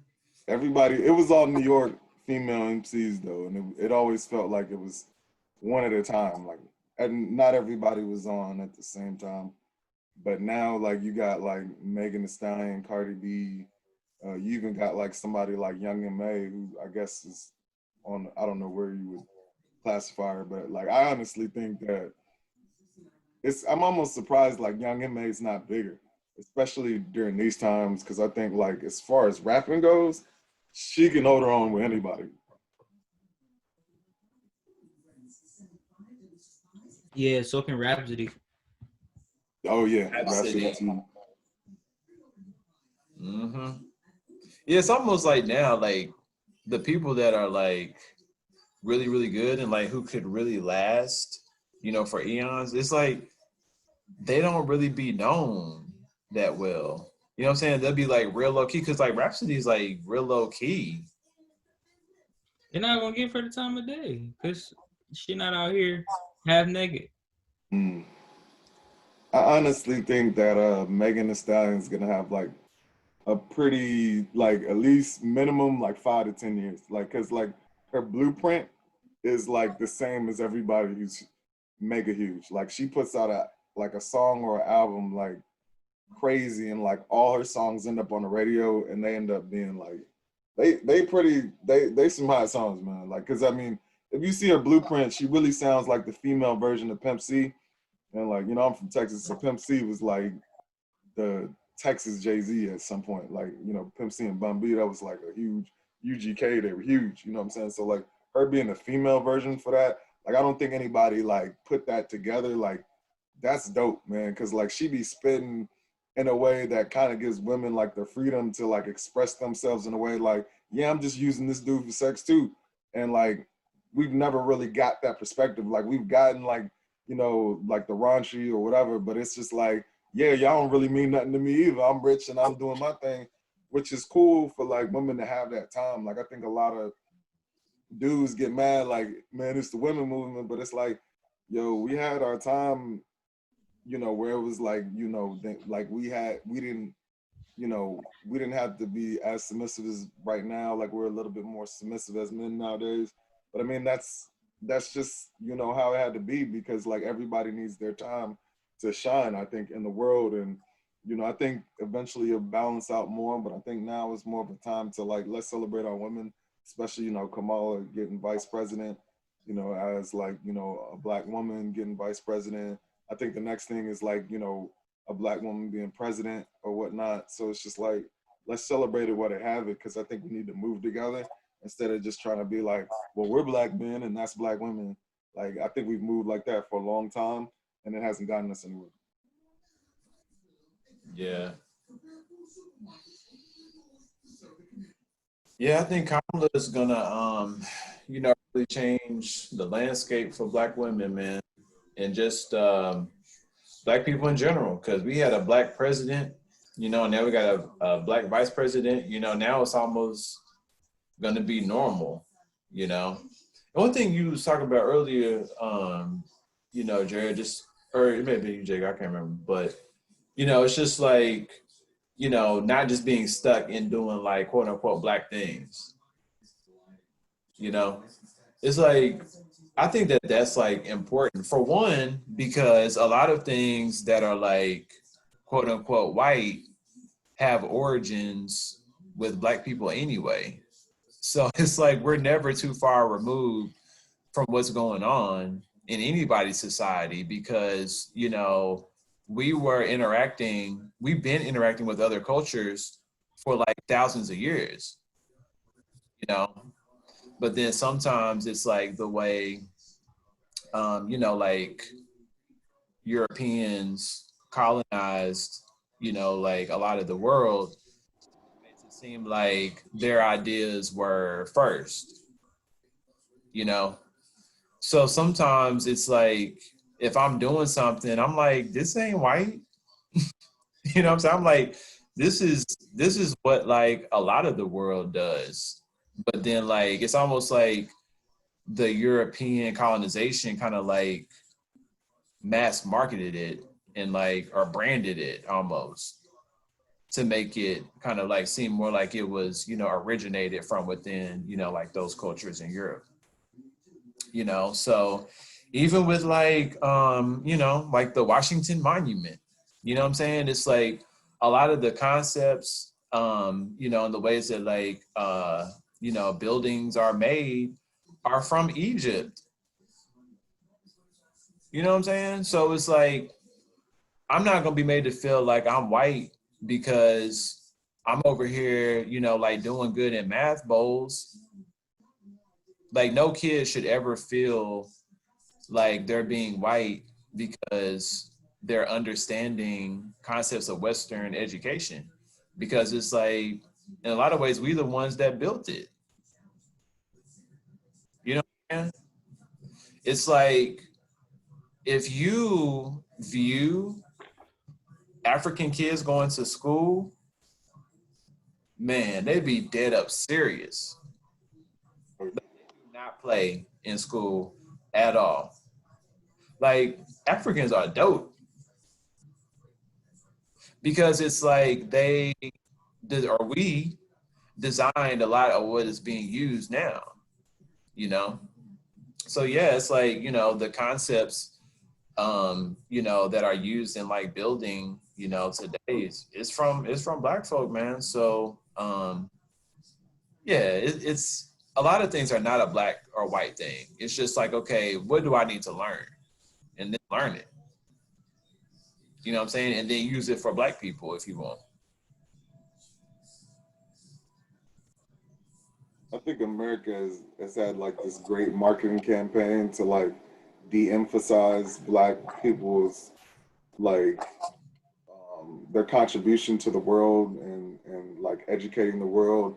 I feel like, I mean, I don't know about you guys, but I remember growing up, there was like every movie of Egypt never had a Black person in it. It's like there's like a million slave movies, but there's like zero movies Black kings and queens like in America. And it's like, you know, some people told me before it was like, well, they're in Hollywood, they don't have that many Black people, and it's like, nah, I don't think that's true. I'm sure they can find like 20 or 30 Black people to play you know, kings and queens. And it's so funny because like I remember when Black Panther came out, it was like, even though it was a superhero movie, the movie was just so big to everybody because it was like, now we're showing Black people as kings and queens and powerful and like ruling the world.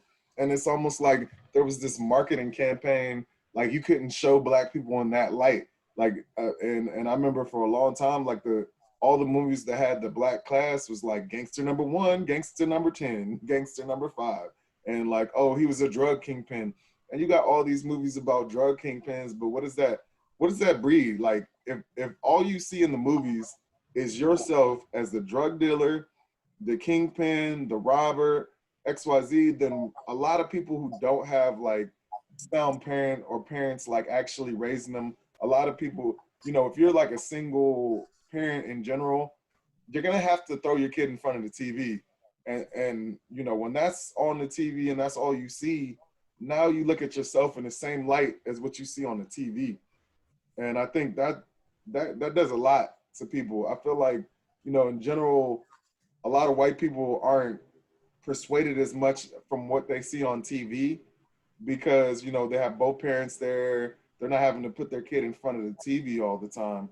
But I think that could be like why a lot of us think, you know, we're gonna be just like sports players or rappers or whatever, is because like we're watching TV and that's what's cool on TV more than we probably should be. Because I know a lot of people, you know, like white guys at work or whatever, and they'll be like, they barely watch TV, or they might watch like an hour or two TV a week, and you'll be surprised at how much that affects like how you think. True that. How much TV you watch, Jacob? How much TV you watch, man?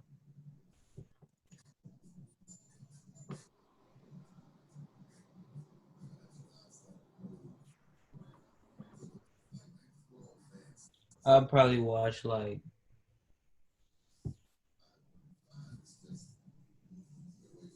in all around like 90 minutes of TV. Not even TV, just Netflix. Like if I'm going to Netflix. eat, yeah, if I'm going to eat, if I'm cooking, I might pop on Netflix. Um, that's really about it. Yeah. I'm working, for real, or sleeping. Mm. Okay, so how has like Netflix and honestly like nowadays too, it might just be like watching YouTube. So it may not even be like, you know, TV per se.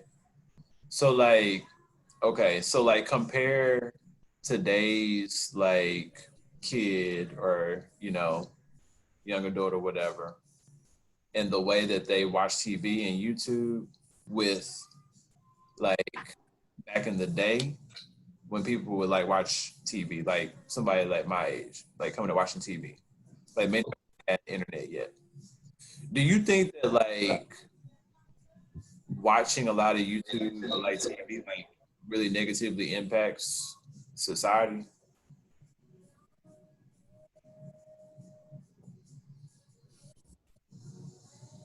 or is it a good thing?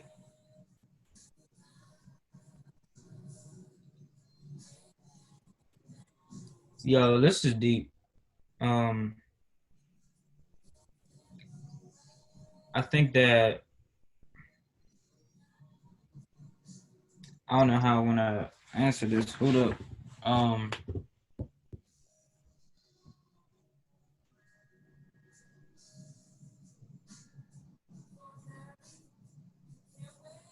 Do you know anybody who like? Well, okay, so you said 90 minutes, right? Yeah. That's not a lot for real. You talking Is about that like a day or like a a week? day? Yeah. I think the more, okay, bear with me. I think the more time we give our brains to be controlled and focused by and be controlled by YouTube and Netflix and TV, it just takes away from the control that we have over our brains. I'm gonna try to get deeper into it. Like, Mhm. I know for me, like it's like a babysitter almost. It's like you're not doing the thinking yourself. It's like you letting this this YouTube video or this show babysit you in a way. And I don't think that's good. Too much of it. I don't think that's good. Um Compared to like back in the day, what time did y'all TVs cut off? Like, Like Oh 8 o'clock. yeah, they were cut off. yeah, That's them so jobs was true. cut off. So it's like you had to go work. Y'all didn't have the opportunity to keep watching and get lost in it. There was Yeah. eventually a time where y'all had to come back to reality. Yeah, because I mean, like all our shows, they played around the same time, and it was like after 8 o'clock, it was nothing on that you want to watch anyway. So Yeah, and I'm like, now you can literally get lost in YouTube. That brings me to like this documentary called The Social Dilemma. Y'all ever seen that before? yeah, I saw that. That John was crazy. That was good, man. I liked it, but I think there's two ways to look at it, and I think there's two ways to look at YouTube. Like it's all the tool and how you use that tool. So like you can use YouTube and you can become like in social dilemma. I mean the social dilemma, like it was like a kid becoming an extremist because like he got into like anti-protesting and all that other stuff. But it's like there's another kid who might be using YouTube to learn how to build a house or learn how to like Yeah. do something amazing or learn how to do, build flying cars or something that makes sense, right? But it's like, I think the good thing about YouTube is you're not being programmed. You're finding what programs that you want to use for yourself. You can either take it to education or you can just be watching some goofy stuff all day. But I feel like when we were growing up and on the TV programs, you were served what they wanted you to see.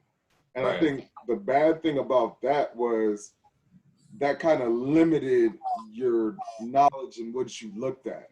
Where I feel like Uh, now you're more expanded to see different things that you weren't programmed with back then. Like a lot of people were programmed, so a lot more people bought in.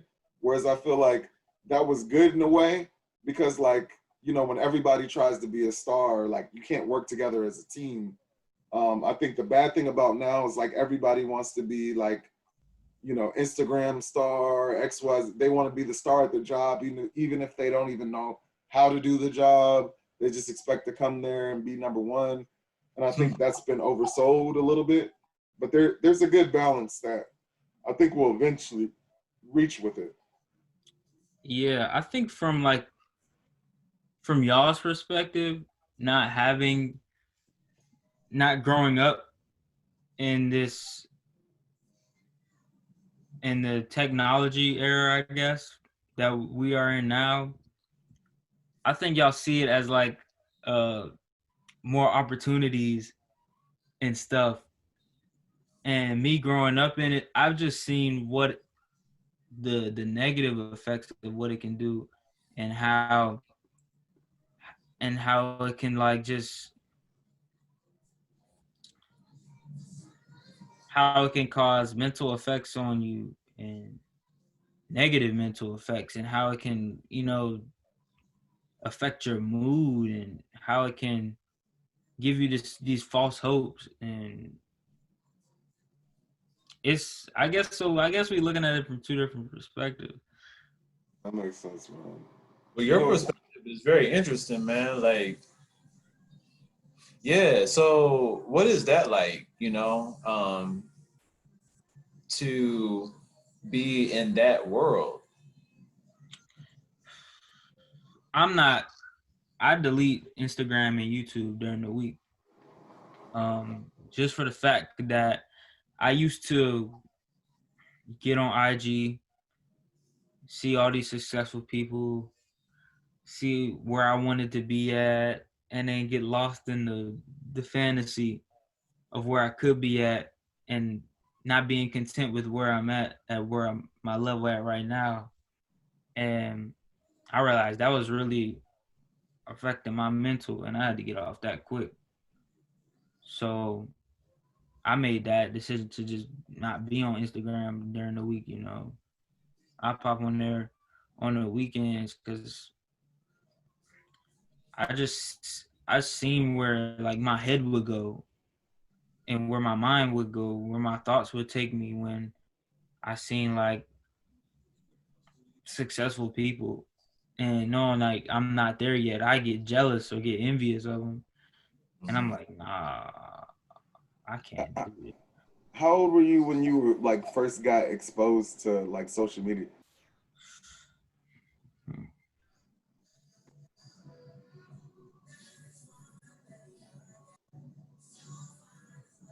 I probably got my first phone in like my first iPhone. I probably got my first iPhone in 2016, and 2015, 2016 got on. I got on Twitter, but I really wasn't on there to be like on there. I was just on there to say I had one, I guess. But I really started being on social media probably like junior year, when I seen everybody else was on it, seen it was the wave. So yeah, Hmm. I was What about like, you, Nate? How old were you? Mm, I got my first phone in college. I was a freshman in college. Um, Facebook was around college too. I remember at one point to get on Facebook, like you had to use your Be in college, email, yeah, yeah. your college email. And so I remember, wow. yeah. And so that was in its infancy. And so I think I joined it, but then started using a different email or something. So I didn't get like really big into Facebook ever for real. But when I was on it, I think it was sometime around college. Um, and then kind of like you, Jacob, like I said, I started a Twitter, but I didn't do a whole lot with it. Other than read news, like Twitter, it may still be, I don't know, because I think I don't use my Twitter or I deleted it or something. I can't remember.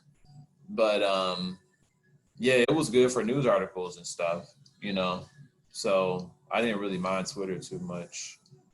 Uh, and then Instagram, I had Instagram for a little bit, like in 2013 ish, something like that. But that kind of fizzled out.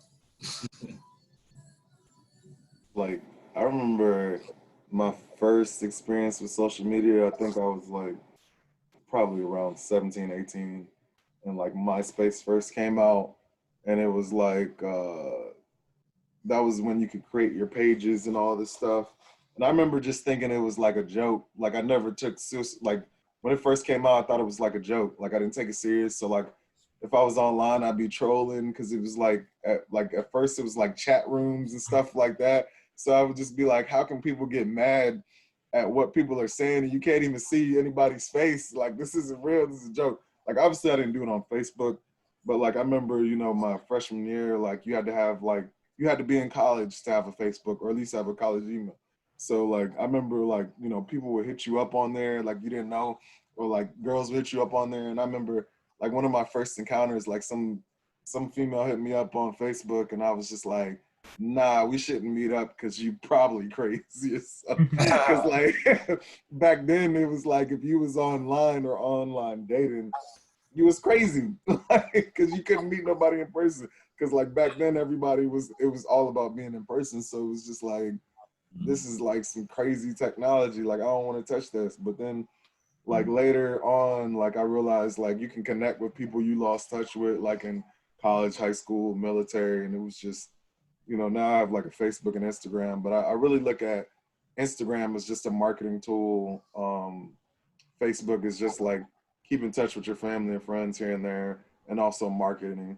But it's not like something where like I really care what one person says one way or the other.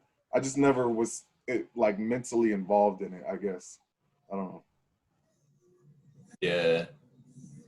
Yeah, I do think you know, one thing about, you know, like the up and coming generations is that, man, like y'all facing some crazy stuff. And it's like in the mind, you know, like in the mind, uh, which is pretty like can be dangerous, you know what I'm saying? I think like in times past, you know, you had, you know, like school shootings, you know, um, or you had, you know, just like people being bad in class, you know, like fighting. But it seems like nowadays, because like there's so much freedom, you know, like with YouTube and stuff, you're not just like learning from kids like in your neighborhood, you know, from people around you, you're learning from like random people thousands and thousands of miles away as much as you want, you know.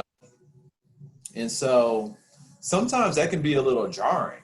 You know what I'm saying? It's like if you listening to somebody from, you know, Britain spitting about rap, you know what I'm saying? And y'all have that in common, but then at the same time, it's like their perspective is so different that it does something to like, in order to interact with the person, you have to go to a different place. But like honestly, like sometimes there's some crazy people online. You know what I'm saying? And it's like you don't have time to go through like their background and be like, okay, should I believe what this person is saying? Does this person care about me? You know what I'm saying? So I think that like that has changed too. And Jared, one time like we had talked about regionalization. It's like, you know, it's like, you know, Jacob, you going or you were in high school and you were around the same people, you know, for 4 years pretty much. So you were able to pick up stuff from them, but then you was also like able to go to YouTube and pick up stuff from people on YouTube, you know, people who are like from way far away. That's different. Like I feel like that does something to the brain. You know what I'm saying? Yeah.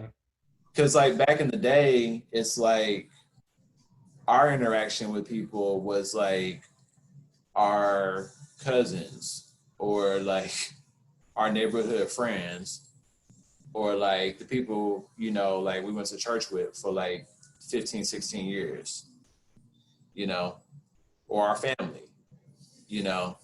So like, how do you think like that makes a difference, like with the up and coming generations, you know, like having like so many different perspectives and like having that be so readily available to absorb. Can you reword the question? Yeah. I guess it's like, so you got crazy folk online, you got crazy folk on YouTube that you don't know, Mm-hmm. but like they're spewing stuff out that like people are listening to, and it's like shaping society. Okay. You know what I'm saying? Even like honestly, dude, like you know with Ava, you know like my daughter, or whatever. It's like she listens to Gotcha Life. You ever heard Gotcha Life? So Gotcha Life is like it's a cartoon sort of. It's like you can make your own characters and have like these sagas or these dramas going on. And it's like all kind of stuff be going on with these cartoons. It's like the kids be like cussing their parents out. Like the parents be like screaming at their kids. Like they be having like multiple personalities basically. It's like, you know, demons and, you know, all kind of stuff. You know what I'm saying? I'm just like, Let's delete that. huh? I said, let's delete that. Yeah, let's get rid of that now. Oh, Man. that don't sound cool at all. No, and I'm sitting over here listening to it. But you know what though? I was like, I don't want to be like, I don't just want to be like an old person, be like, oh, cut it off. No, be that. You know what? You heard it from a young person. There you go. It's all right. Well, I mean, it's okay. So here's actually I use it to my advantage because, like, you know, Ava's big into it or whatever, and so yeah, she ended up like drawing a character kind of like based on Got Your Life, and supposedly like it was in like a demon, like an inner demon, and I was like, oh, I was like, she seemed cool. And you know, she didn't say much, but like, well, if you saw the picture, you'd understand because like it was like I ain't gonna show it to y'all because that's private for her. But you know, it was just a picture of like this cute little girl, you know. So I'm like, oh, she looks nice. How's she a demon? And so you know, like the demon had a name and everything. And so it turns out a lot of these demons' characteristics be in my daughter sometimes. And so like I just kind of like use it to my advantage. So I'd be like, honestly, right now, like you displaying characteristics like of that inner demon. You know what I'm saying? And so it's like when I say that, it's like she understands, you know? And if you think about it, like we are fighting against like stuff that we can't see. You know what I mean? And it's like sometimes we be trying to like, you know, kill the culprit and, you know, like, oh, don't do this anymore and like cut this off. But honestly, like that's not always like the only thing to do. You know what I'm saying? Like it may be like one thing to do, but sometimes it goes deeper. So when we start talking about demons, honestly, I was like, you know what? This is a good occasion to really talk about some shit. Like we need to be talking about demons with our kids for real, because the stuff that like I've heard from kids in this generation is like really, really, really like nightmarish, you know, like in people's heads, you know.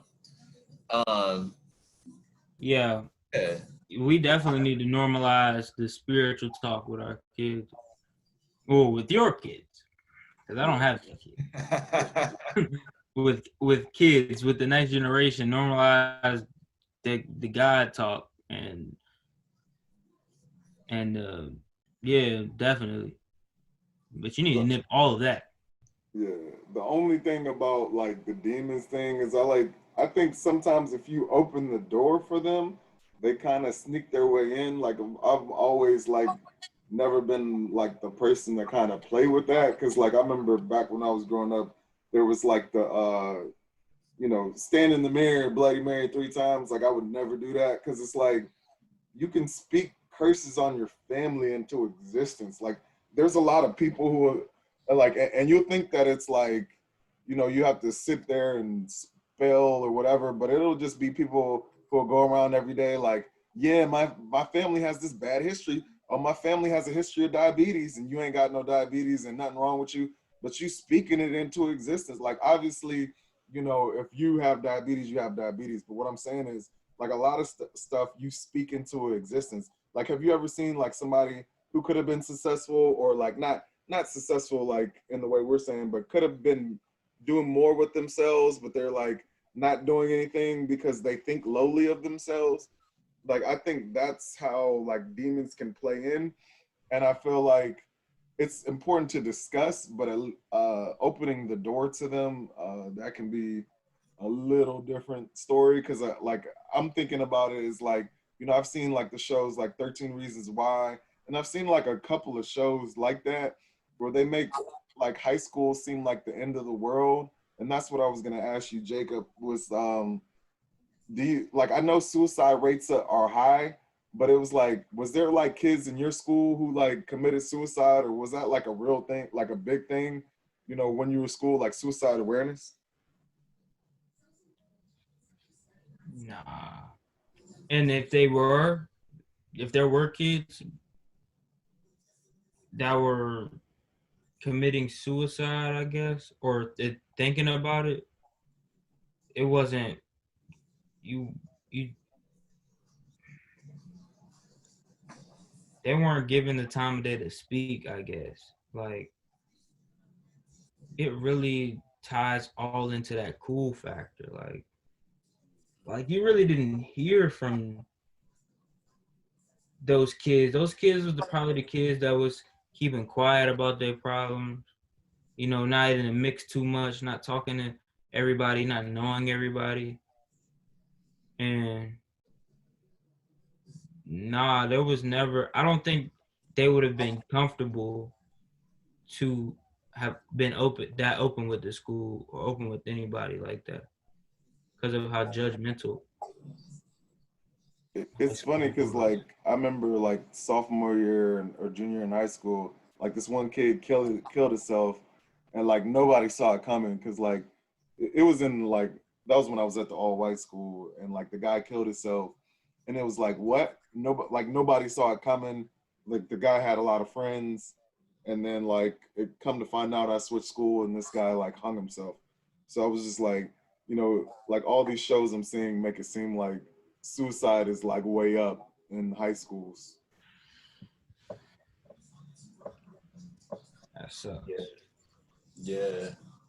I mean, you know, it's definitely a lot, you know, like going on, good and bad, you know, like in schools. And honestly, like Jacob, it's like, you know, I appreciate your honesty because it's like everything's not bad. You know what I'm saying? You was like, nah, ain't nobody committed suicide. You That's know, what's up. it's like, you know what I'm saying? So it's like it's actually good, you know, like to hear that, you know. But then at the same time, it's like, you know, there are like some issues that like we need to be more aware of, you know, especially like in the older generations. And so, you know, it's really good to hear, you know, like your voice, you know, and it's like, you know, we appreciate you, you know, talking with us, you know, and hopefully, you know, it's like you're able to, you know, pick up something from what, you know, like we talk about too. Um, and, you know, like just our lives, like the way that we live. Because that's the thing, like we don't want to just be talkers, like we want to be doers, you know. So yeah, hats off to you, man. It's like, you know, you successful in my eyes, man. Just keep it going. Yes, sir. Thank you.